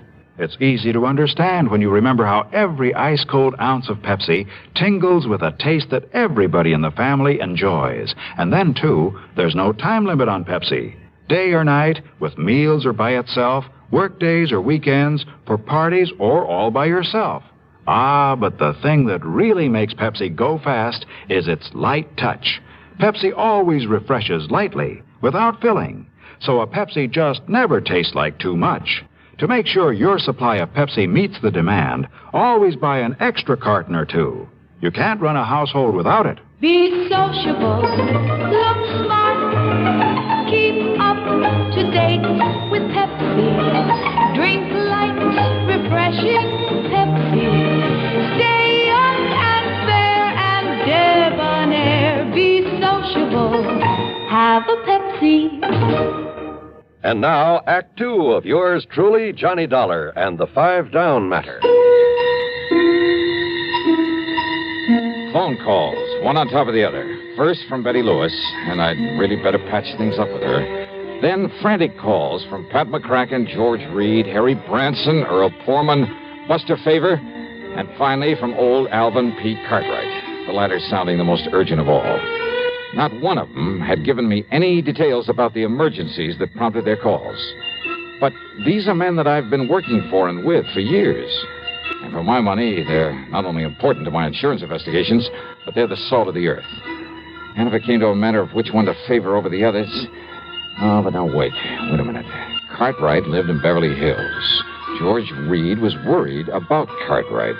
Earl Poorman could be taken care of out there on the West Coast, too, and Buster Favor. I got back on the phone and tried calling Pat McCracken. No answer. The same with George Reed, and with Harry and Earl and Buster. Even with Alvin P. Cartwright. And when I couldn't even reach Betty Lewis to apologize for... Okay, I tore out to Bradley Field. Expense account, item 1, $170.40 for a plane ticket to Los Angeles. Here you are, Mr. Dollar. Okay. Your plane is ready for takeoff. Right, thanks. I'm sorry again. I couldn't get you on a jet from New York to L.A. Oh, that's okay. But now, you better hurry or... excuse me just a minute, please. Well, hey, Yes? let me have the baggage check and I'll... On this phone? Mr. Dollar. Yeah? Well, very well. Put the party on. Oh, what? This call's for you, sir. Oh, okay. Johnny Dollar. Your telephone exchange said they could get you for me. Huh? Who's that? But who else, monsieur? It's your oldest, your dearest friend, Le Chagris. Chagris? Louis de Marsac, the great cat? But of course, monsieur. Your plane, Mr. Dollar. Oh, look, Louis, I can't talk to you now. But I must see And I'm certainly not going to run over to Paris to see you. But this is most important, monsieur. Mr. Dollar? Yeah, okay. My plane for the West Coast about to leave. I've got... And I thought that for me, your oldest, your dear... You do not like me anymore? Oh, sure, Louis. Of course I do. And you do not appreciate what... Believe me, I appreciate all the help you've given me over the years. Then you will see me. Mr. Dollar. Yeah, okay. Look, I got to make a plane, Louis. You will see me. Mr. Dollar, please, you better hurry. Yeah.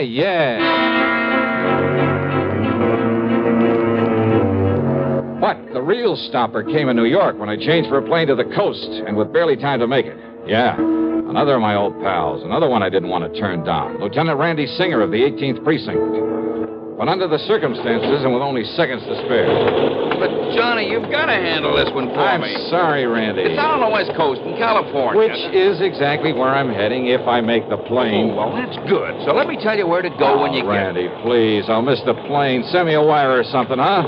This your plane right here? Yes, it is. Well, then maybe I'd better climb aboard with you. No such luck. This flight is full of it. All right, here you are. Here's my ticket. Fine, sir. Get right aboard. Thanks. Well, I can beat you out there on one of the jets. No space on them either. I tried it. Want to bet? Please, will you get aboard, sir? Right. So long, Randy. Yeah. See you, Johnny. Yeah, pretty shabby, I guess. I mean, the way I treated some of the best friends I had. But what would you have done under the circumstances? Well, during the brief stop in Chicago, I sent telegrams to all concerned, telling them I'd call them the minute I could. Even a very long wire to Betty Lewis promising just about everything. Short of marriage, that is. Then finally, when I pulled into L.A. and started to pick up my baggage and look for a taxi... Johnny! Couldn't believe it. My old contact from the underworld. Yeah. Smokey. Yeah. Smokey Sullivan. Yeah, I'll take your bag. I got a car right over here. You were expecting me? You? Yeah, the kind of poor old Cartwright. Oh, hey, what's happened to him? What's this all about? Johnny. Yeah? Johnny, I hate to say this. Yeah? Knowing how much you really care for that old man. Yeah. And after all the pretty awful crimes I've saw before I went straight. Come on, Smokey. But what you'll see at Cartwright's place, oh, Johnny, you'll never believe it. Constipation is something people don't talk about much, but it can be a problem for anyone, even doctors. And when constipation occurs, it's interesting to see just what doctors consider important about a laxative they might use or recommend. Well, a majority of the doctors we heard from had this to say. A laxative should be effective, gentle, close to natural acting. A medicine that can be used with complete confidence. Now, X-Lax has been popular with many doctors and millions of people over the years because pleasant-tasting chocolated X-Lax is effective. Overnight, it helps you toward your normal regularity. X-Lax is so gentle, so close to natural acting, there's no upset. That's why many doctors and millions of people use X-Lax with complete confidence. X-Lax, the laxative that helps you toward your normal regularity gently overnight. Now, Act 3 of yours truly, Johnny Dollar. On the drive into the Beverly Hills address of Mr. Cartwright, I tried to make Smoky Sullivan tell me what it was all about. But he had only one answer for me. Oh, Johnny, you'll never believe it. When we finally pulled up in front of the beautiful home on North Roxbury Drive, I jumped out of the car and tore on up to the front door. All right, come on. What do you think you're trying to do? Break in this house? Oh, Johnny. Mr. Cartwright. Oh, Johnny, I've been frightened to death. What about, sir? What about? I was afraid you wouldn't make it. That's what it's all about. With all those bodies inside. Bodies? Where? In the library, Johnny. Come now. I'll show you. Yeah, I think you'd better. All over the floor. Just wait till you see them. Well, here. Isn't this the library? Yes. Oh, dear, Johnny. All right, now. Wait now. Your gun? That's right. Okay, now. Okay, now. Huh? Oh. No. Look at them. All over the floor. Mr. Cartwright wasn't kidding. There were bodies there, all right, half a dozen of them, sprawled around in awkward positions, as though some giant hand had suddenly struck them down. But why? And there was no sign of a struggle, not a... What is it, Johnny? Oh, I mean, isn't it terrible? Wait a minute. That's Pat McCracken. I know. And George Reed over here. Well, he's still alive. Shall I call a doctor? Yeah? Or shall I put him out of his misery? What? With a gun, yeah.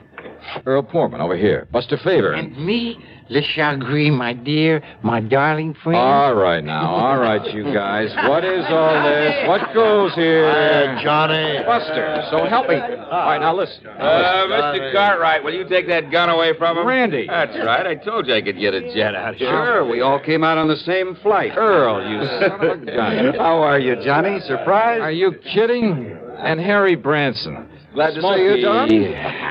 So this is why you wouldn't tell me anything, Smokey. Yeah. Fooled you, huh? Yeah. But come on now, what's the big idea? Wait a minute. Now, will you stop waving that 38 around, Johnny? Huh? Oh, I'm sorry, Pat. Yes, over here. I'll take it. Yeah, you better, Mr. Cartwright. That's all right. I'll put it back in my pocket. I have it. Oops. Down, boys, down! Oh, dear. I'm sorry. Yes, you'd better be sorry. Well, Johnny, it looks like we succeeded in getting you out here, all right. Yeah, well, now, look, will somebody please start to make some sense and tell me what this is all about, huh? Why not? Yes, McCracken, why don't you speak for all of us? Yeah, go ahead, Pat. All right, fellas, I don't mind if I do. That's good. It's really pretty simple, Johnny. Today, Sunday, marks the end of 5 years in your present series of investigations for what we like to think is a pretty good lineup of insurance companies. Yeah, so happy anniversary, Johnny. Happy anniversary. Thanks. Now, Johnny, it also completes 5 solid years of the broadcasting on CBS of these cases you handled. Handled mighty well, Johnny. And you've performed a service throughout this country. Oh, now don't get soppy. No, shut up a minute, will you? You've done a great service to the insurance companies, no question about it. Your broadcasting has helped to expose a lot of crookedness, fraud, that sort of thing. Has saved the insurance companies a lot of money. And that means it saved the people, their clients, the people who listen to your program every week. It saved them a lot of money, too. Well, it's... And purely incidentally, these CBS shows of yours have provided a lot of entertainment, a lot of pleasure to literally millions. In other words, Johnny, a lot of people think mighty well of you. And with very good reason. Oh, no. But take it easy. Ah, now you shut up. To get all those people together to say thanks, well, that's impossible, obviously. So we thought, that instead of just handing you, if we could somehow, fellas, I'm doing pretty badly. Magnifique, monsieur. Well, Johnny, I went over all your radio reports. I made a list of the people who've been most involved in your cases these past 5 years. And then when I made the suggestion to Mr. Cartwright... That's right, that yes. I told Pat that if he didn't let me give this party to do you honor... Then Honor? I would... Are you kidding? Yeah. Oh, no, all right. I mean, throw a big fat brawl for you just to get her through that skull of yours. Oh, just to show you how much we love and appreciate you, Johnny. And that's why we're here. I couldn't think of a better way to tell you. Well, you happy, Johnny? Well, look, if you guys think I want to break up over this. Yeah? Yeah, Johnny? Oh, well, Pat, Mr. Cartwright, Smokey, Harry, Earl, Louie, Randy, Buster, George. Well... To Johnny. Betty. Oh, well, will you look at that? I just knew you'd be glad to see Weren't they nice to let me in on... And honest, honey, I won't ask you to marry me. Not yet. Rascal, you out of Now, will somebody break this up before we all start crying like a bunch of silly... Yeah, let's break it up. Well, Johnny, we just thought that maybe a gathering of your friends, your real friends, Johnny. I mean that. And if there's anything you want, Johnny, this house, a nice yacht, a couple more cars, anything, Johnny. Anything, huh? Yes, sir. More than this? Well, look, if I can somehow hold on to the friendship of people like you, that's all I ask. Believe me, it's the most that anybody could ask.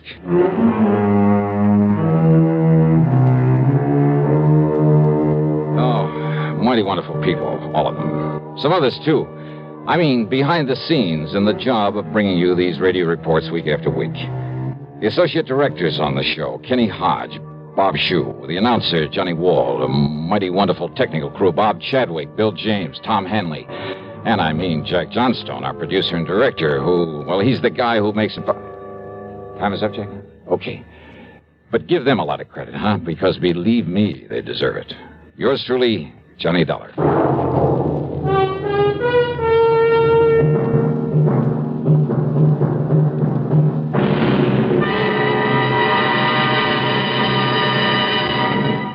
Stop and think a minute. Just how well do you know the two presidential candidates? How fully informed are you on the main issues of their campaigns?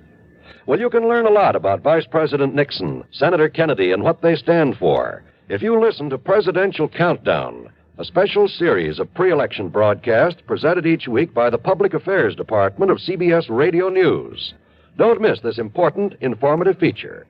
Listen to Presidential Countdown every Tuesday night on CBS Radio. Now, here's our star to tell you about next week's story. Next week, a yarn about the lust for gold and the things it can do to a man. The story takes place in the famous historical ghost town of Virginia City, Nevada, site of the famous, almost fabulous Comstock Lode, where sudden death was all too often the price of finding a rich vein of gold or silver back in the middle of the late century. Or even today, there's gold to be found, and sometimes murder. I think you'll like this one, especially the switch at the end of it. So join us, won't you? Yours truly, Johnny Dollar.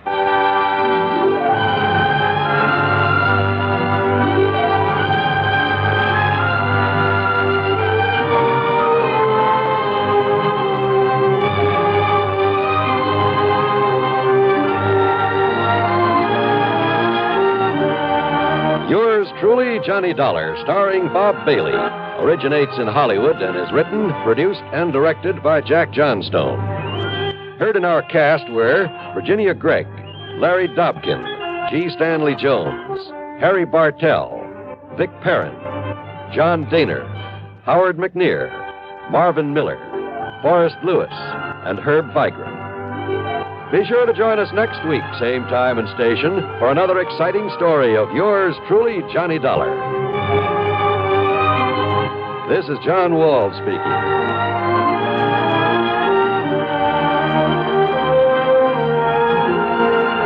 This is the CBS Radio Network. Stay tuned to WROW Albany, New York for a special news bulletin from Schenectady. Fun to hear Howard McNear, though I like him in that character, but I sure would have loved to have heard from Indestructible Mike, wouldn't you? From 65 years ago, September 25th, 1960, yours truly, Johnny Dollar, here on Classic Radio Theater with Wyatt Cox. Visit our webpage at classicradio.stream. We're going to wrap up this little shorter than usual podcast with an episode of Night Watch.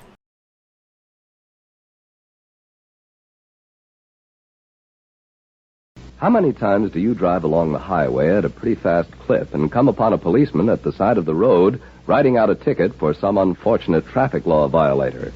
What happens? Almost automatically, you slow down to a sensible speed and pay more attention to driving safely. Nobody likes to get a traffic summons, but it's only by even stricter law enforcement that we're ever going to cut down on the shocking and shameful death and accident rate on our highways.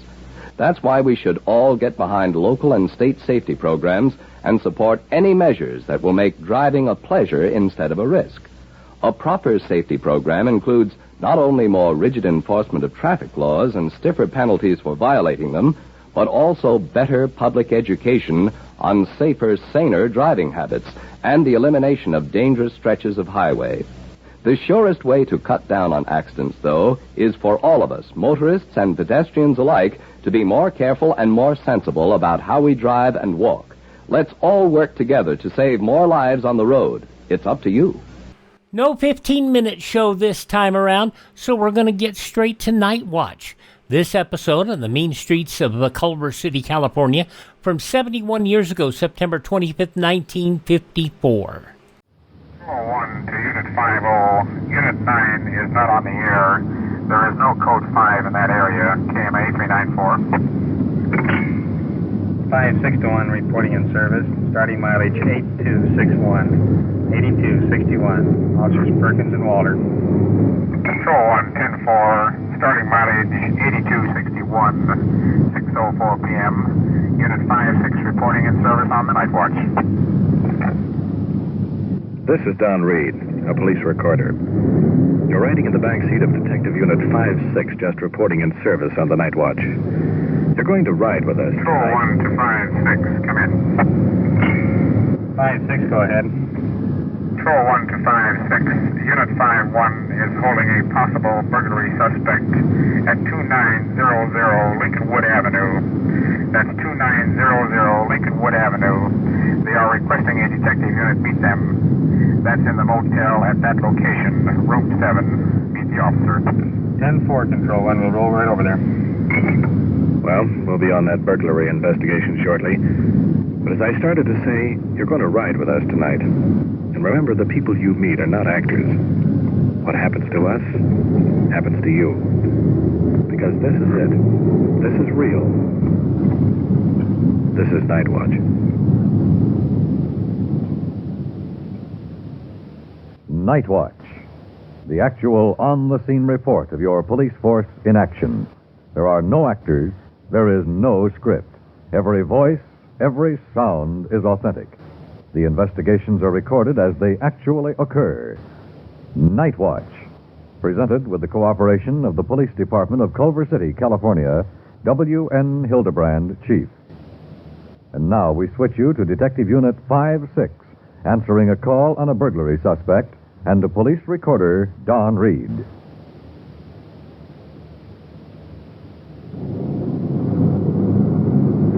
Swinging into the auto court where one of our uniformed cars has a burglary suspect in custody. Police car parked on the drive.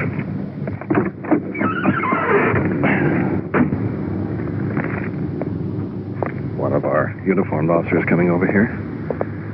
Let's see what it's all about. What do you got, Jim? The manager of the motel here caught a fella going out the back window with an armful of bedclothes, clothing, towels, and so forth. It doesn't look too good. It seems that he's registered here under a phony name. Whereabouts is he now? He's inside with my partner and the manager. They're holding him. Okay, let's talk to him.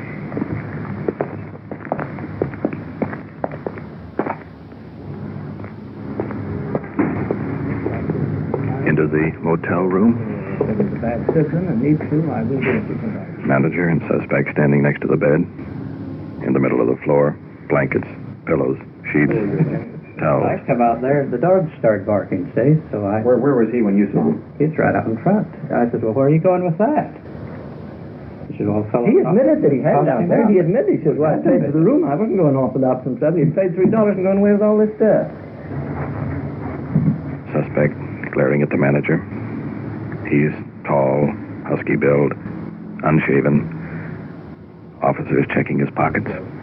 Here's the key to my trailer right there. I live up here about, I think, 3 or 4 blocks. What's the name of the place? Geez, I just moved there about 2 days ago. You live by yourself in your trailer? Yes, I do. Do you need bedding or something? Oh, no, I got... Didn't need bedding. What were you going to do with the ashtray you had belonged to the man here? Just a souvenir, but he got... Just a souvenir, huh? Yeah. What were you doing with the bedding? I just grabbed it and took off, and I was going up to the office. He said he saw you on the street. No. Sure, he saw me. That's right. I met him on the street. Why aren't you staying in your trailer? Why not stay in my trailer? Yeah. Well, I just figured I'd stay here tonight. How come if you're taking the blankets out of here? Well, don't get my idea that I'm trying to steal something from this man. Don't tell me nothing, Jack. I mean, I can get tough too. I mean, but I'm not trying to... Well, I mean, all right. That's the only story I can see. Okay, I'll call you a liar too. You've been arrested? I've been arrested because of assault and battery. What else? Assault and battery 502 is all. Suspect arrested for assault. 502. That's drunk driving. That's a straight scoop. What'd you take the bedding for, though? Because I paid for this room. Paid $3 for the room. We're going to steal $35 for the bedding. Okay, got half a fee. About, $35 for the bedding. Well, we're going to check you out, you know. Okay, check me out. I mean, if you think I'm wrong, okay, let's go. We're going to locate your trailer. We're going to check it out, too. Let's go. I will go down and see what the situation is. He couldn't possibly tell the correct story because here you caught him out there with all this goods in his hand, and just because he paid $3, he cut the price way down to the price is $4, and he cut it down for him. We've had people steal stuff. That would be a good deal. Pay $3 for the room, take the bedding. We've had $3 but they've had cars and gone away in the night. We've never caught them. We've had them go away with one guy's gone away with 2 blankets and a spread one night. We'll go up to the trailer and see what situation that will come back. Well, here's the deal. The radio officers have the suspect in custody, and they'll go on down to the trailer court. Let's go on down to the first, check it out. Our detective unit will roll down with them. See if we can fill in some holes in this case.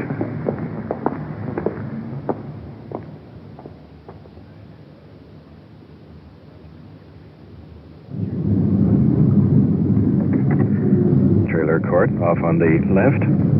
Actually, just a couple of 100 yards from the motel. The uniformed car is pulling up in front with the suspect.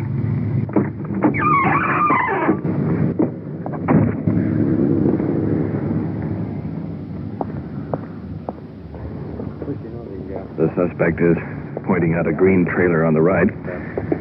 Now let's go over to the office with the detectives. Just an observation. It seems strange that the suspect rented a motel room just 3 minutes walk from his trailer.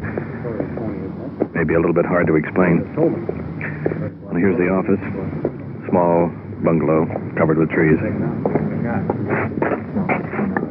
Hello. What's the police department? I'd like to ask some questions about the fellow lives in the corner trailer up here. Which one? You mean right here in the front? Uh-huh.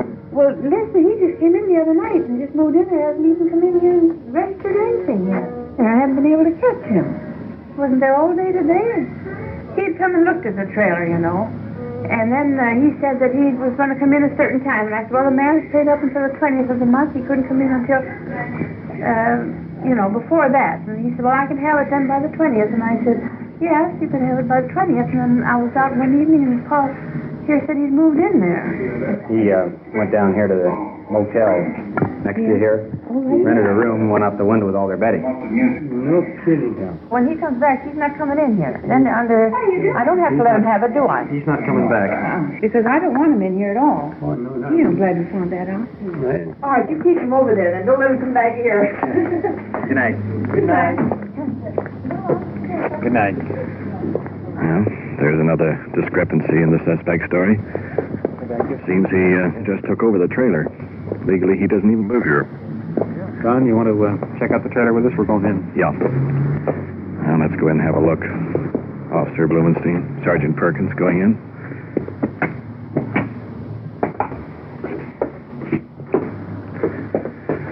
Well, here's the picture. Empty whiskey bottles on the sink. A couple of dishes full of cigarette stubs. Some bread? Half a loaf of bread. Stale. Some lunch meat that's had it. There's a bed over here in the corner that hasn't. Not a stitch of bedding on it. Just a bare mattress. Well, we've seen enough. Let's go, Bloomy. Paul, he hasn't got any bedding in there at all. Matter of fact is he sneaked in there and isn't paying any rent. I suggest you take him on down, book him on suspicion of burglary, 459. There's not a stitch of bedding on his bed there, and none anywhere in the trailer. All right, so open and shut case into that. You won't have to stay out here with him. You take him on in. He just might give you a little trouble. I think I'd handcuff him on the way out. Okay. Stand by and we get him in the car. Well, that's that. Suspect is handcuffed. Be taken into the station in the uniform car.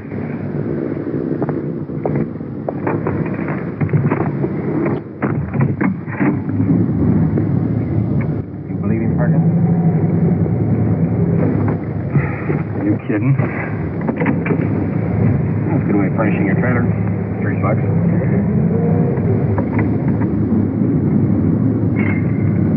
5-6 to 1 on the 459 call at 2931 Overhill Boulevard. 5-1 has suspect in custody and will 1019. We're clear and back in service. Control 1 to 5610-4. Clear and back on patrol.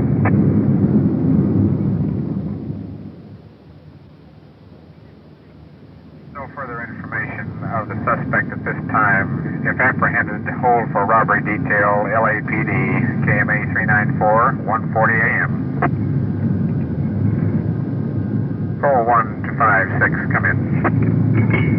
5-6, go ahead. Control 1 to 56 at 1329 Terabella. At 1329 Terabella, we have a report.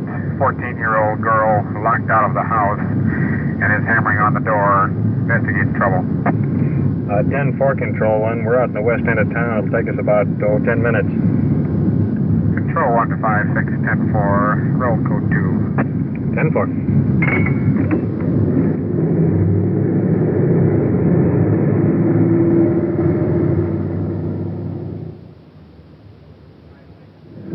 We used the red light coming down here, so we actually made it in about 5 minutes. There it is, the house off on the right-hand side. Gee, I wish somebody get that door fixed. Dark.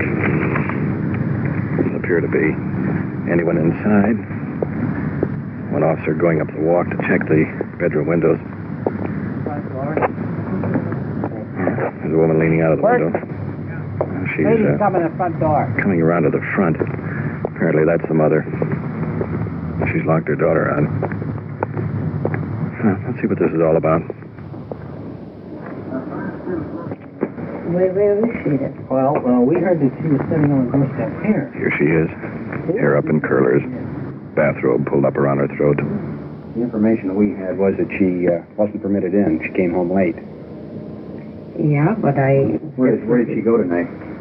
I don't know. She wasn't permitted to go any place, and by the time I looked around, she was out, and I thought that by 12 o'clock she would be home. You know? Did you tell her she's going to be locked out if she didn't get in early? Mm-hmm. If she comes in late, after 12, I said she'd be locked out. But however, if she was knocking the door, I would open it for her. You don't know where she went or who she was with tonight? No, I didn't. Are you at all worried about your daughter? Yeah. How old is she? She's going to be 15. She's 14 now. Yep. She normally stay out this late at night? No, she's not permitted, but she does it all the time. She does it all the time? Mm-hmm. I have no way of punishing her for that. Just don't know what to do about it. And I thought to find something that seems doesn't work. She's not in the house now? Not that I know of, no. You want to check her bedroom? We'll wait for you. The mother going into the house. I wonder why kids get into trouble. Walking out of the shadows under the streetlight. Young girl, bareheaded, no coat on. Must be the young girl in question. What after 12? Yeah. Did she knock on the door? I knocked on the door, but I came back there twice, and I tried all the doors, and I knocked my head off. And do you think they'd let me in? So I just walked around. I knew you were down here. So You're how old? 14. And what time did you get here? About 12:15, but I was at work till then. You were at work. Where do you Well, I work? worked down here. Where? Down this little restaurant down here. Yeah. So I worked there from about 8, I guess, since Till I left when? the house, till 12. You can check that with my boss. What are you doing working until 12 o'clock? I don't know. But I was. Were you out with a fellow tonight? No, I wasn't. What time did you leave the house? I left here about, oh gosh, I don't know, I guess about 7:30. Did your mother know where you were going? No. Does she know you work down there? Yes, she knows I work down there. Didn't you tell her where you're going? No, because I was mad, and I figured she always calls up there anyway, so I figured she'd call, but she didn't. We're just about ready to roust out every neighbor in the place around, everybody that you know, trying to find out where you are. Well, I don't know what I'm supposed to do when I can't get in the house. You're not supposed to be out this time of night anyway. Well, I couldn't get in, so I thought, You're not well, supposed to be out at 12 o'clock at night. You're not supposed to work. You're not permitted to work until up until 10 o'clock. You're not permitted after 10. You have this trouble all the time? No, it's the first time I've been locked out of the house. I didn't know I was going to get locked out. I mean, usually, if she would have asked me where I was going, I would have told her. But, I figured she knew that I wouldn't take off any place with nobody. I think she figured I'd be down there if I was any place. Well, she didn't. Well. And your responsibility as a juvenile is to tell your parents where you're going. Their responsibility is to see that you go to the right place. Hear what time it is? Yeah. 2 o'clock. Is it 2 o'clock? I'd like to go home. I would too. But I've been trying to get home for a long time now.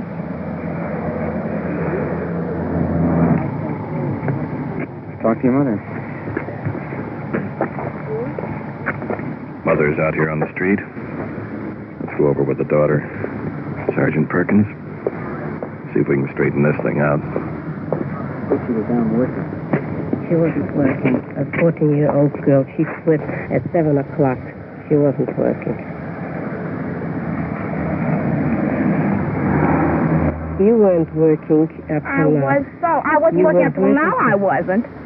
I've been working. I worked until 12, but I knew I had to go to work. I told you before. You did not have to go to work, and you weren't going to go to work, and you had no intention of going to work. Well, do you think I was at work? No, you weren't at work. Well, would you like to phone up in the morning and find out if I was at work? And will you ask him what time I left there? Work I told you when I got home that I had to go back to work at 7:30. You're wasting up older ages. Look, first place, you're not supposed to work after 10 o'clock. Second place, when you go out at night, you're supposed to tell your parents where you're going. And they are responsible for what you do.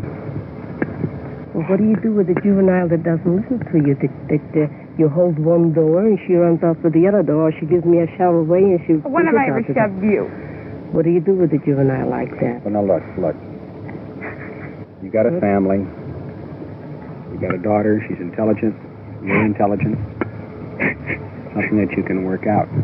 I know I've been trying so hard. It's a mutual deal. It's give and take on both parts. Oh, I've given too much. Well, I won't say whether you have or not because I don't know. I don't think any parent can give too much on that basis.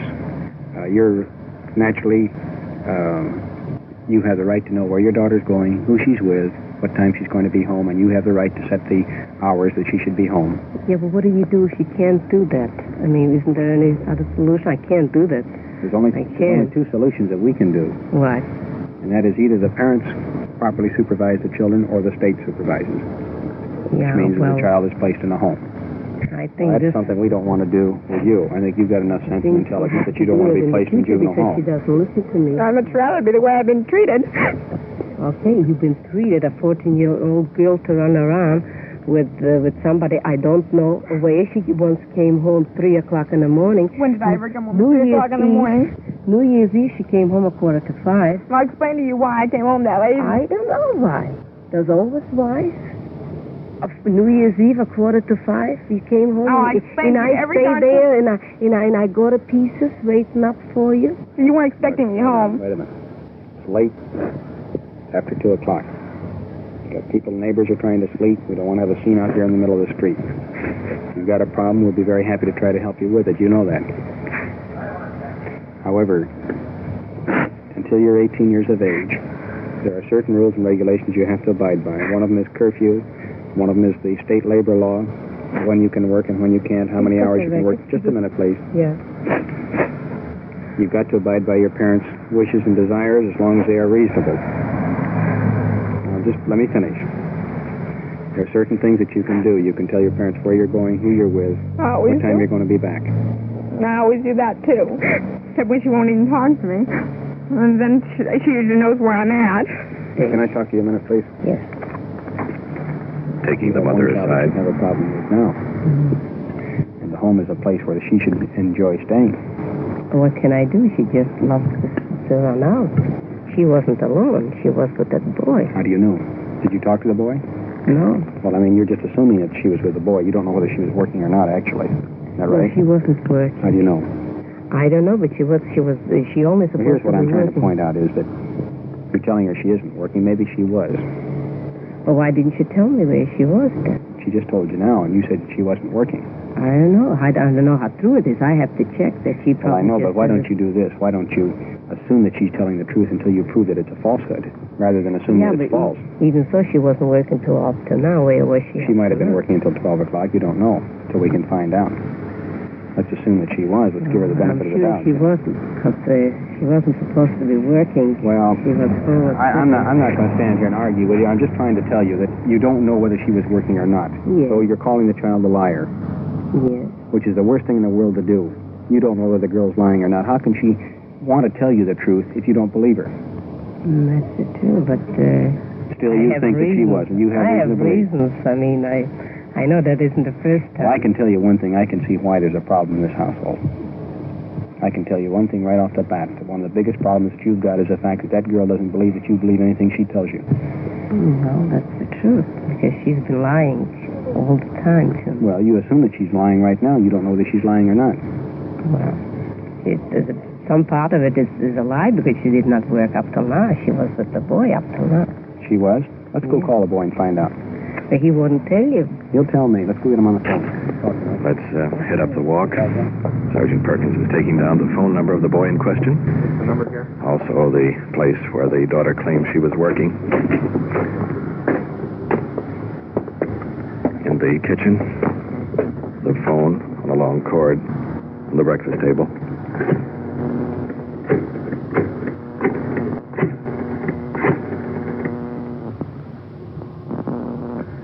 Hello, this is Sergeant Perkins of Culver City Police. You are listening to Night Watch and following the activities of a detective unit on its tour of duty. Remember, the people and sounds you are hearing are real, and the investigations are recorded in the field as they actually occur. We'll bring you the final results of tonight's action at the conclusion of Night Watch. The most conscientious parent can't help breathing a sigh of relief during school hours to know the kids are off the streets, out of harm's way, and learning something. But between overcrowding and understaffing, our children are getting short rations in their educations. Join your local groups fighting for better schools.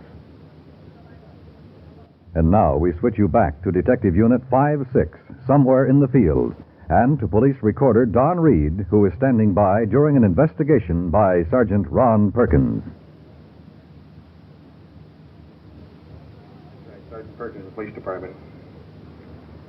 Did you say did or did not see her tonight? She told you she had to work till 12 o'clock. Okay, fine. Thanks very much. Sorry to bother you so late. Well, there's your answer.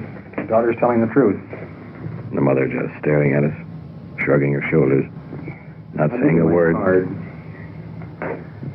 I suggest you come on down to the Juvenile Bureau. We'll make an appointment for next Wednesday night.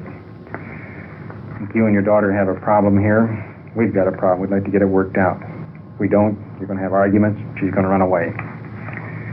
Right now, we're going to go out and talk to your daughter. Good night. Well, that conversation certainly stopped in a hurry. Let's get back to the car. Well, the daughter sitting in the front seat of the police car. Let's wind this thing up. It would save a lot of trouble and a lot of grief and worry, if you would tell your mother where you're going, who you're going with, and what time you're coming home. I always do. Most of the time, except when she doesn't want to talk to me. You know that young ladies under the age of 18 are not supposed to be out after 10 o'clock at night? And you know that if it continues, that we're going to have to come down and take you and place you in juvenile hall, where you will work and go to school, get up at 6 o'clock in the morning and do the dishes and scrub the floors and then get a little play, and you've got a big tall wall around you that you can't get out. Here, at least, you can get out once in a while. The discipline here at your home is certainly not anything what's going to be like in juvenile hall. You know that, don't you? I think you put out half of an effort. I do. Well, I honestly do. I've asked your mother, and I want you to come down to juvenile hearings Wednesday night. Meantime, I don't want you to get any ideas about running away. Oh, I'm not going to run away. If you run away to the police station, will you? Saves us a lot of trouble. That's what I was going to do tonight. And your mother said she's going to come down to hearings next Wednesday It's not going to do any good. I know it. Well, now, look. If you take that attitude, it won't do any good. I don't take that attitude all the time, but I've tried everything. You haven't tried listening to me yet. Well, no. Well, then why don't you try listening to me? Not listening. I don't listen to anybody. Okay? Meantime, do what your mother tells you to do and put up with it the best you can. Just think, 4 more years, you can go out on your own. 3 more. All right, I'll 3 be more. 50 in the end of the month. All right, but you got 3 more years, though, right? Yeah, I already know that, but when I'm 18, I'm getting kicked out of the house anyway, so... Well, think of the experience you're gaining, so when you have kids of your own, well, you can bring them up differently. Well, you're darn right I will. Okay. Good night. Good night.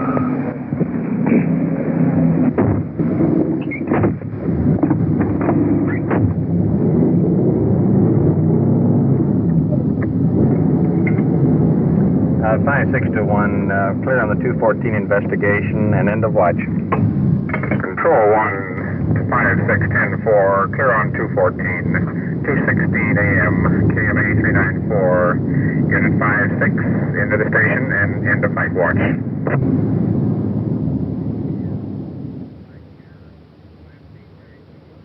What you have just heard is real, recorded as it actually happened on The Night Watch. And now we switch you back to police headquarters and Chief W.N. Hildebrand.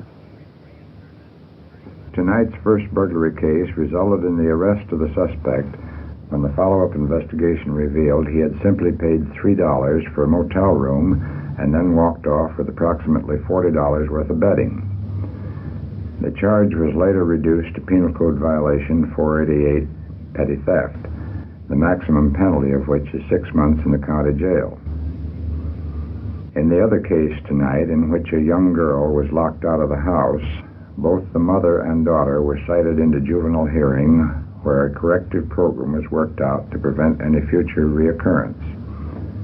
Each week, as you follow Detective Unit 56, you'll note the events run the gamut from homicide to advising juveniles. We hope this will provide you with an insight of the work being done by your local law enforcement officers. Night Watch is pioneering a new era of radio, just like the Public Relations Bureau of your police department is clearing the way for a new understanding with the citizen. We are trying to combine the two so that the American public can understand firsthand the real problems facing your police officer today. To succeed in this cause is the meaning of Night Watch. Thank you, Chief Hildebrand.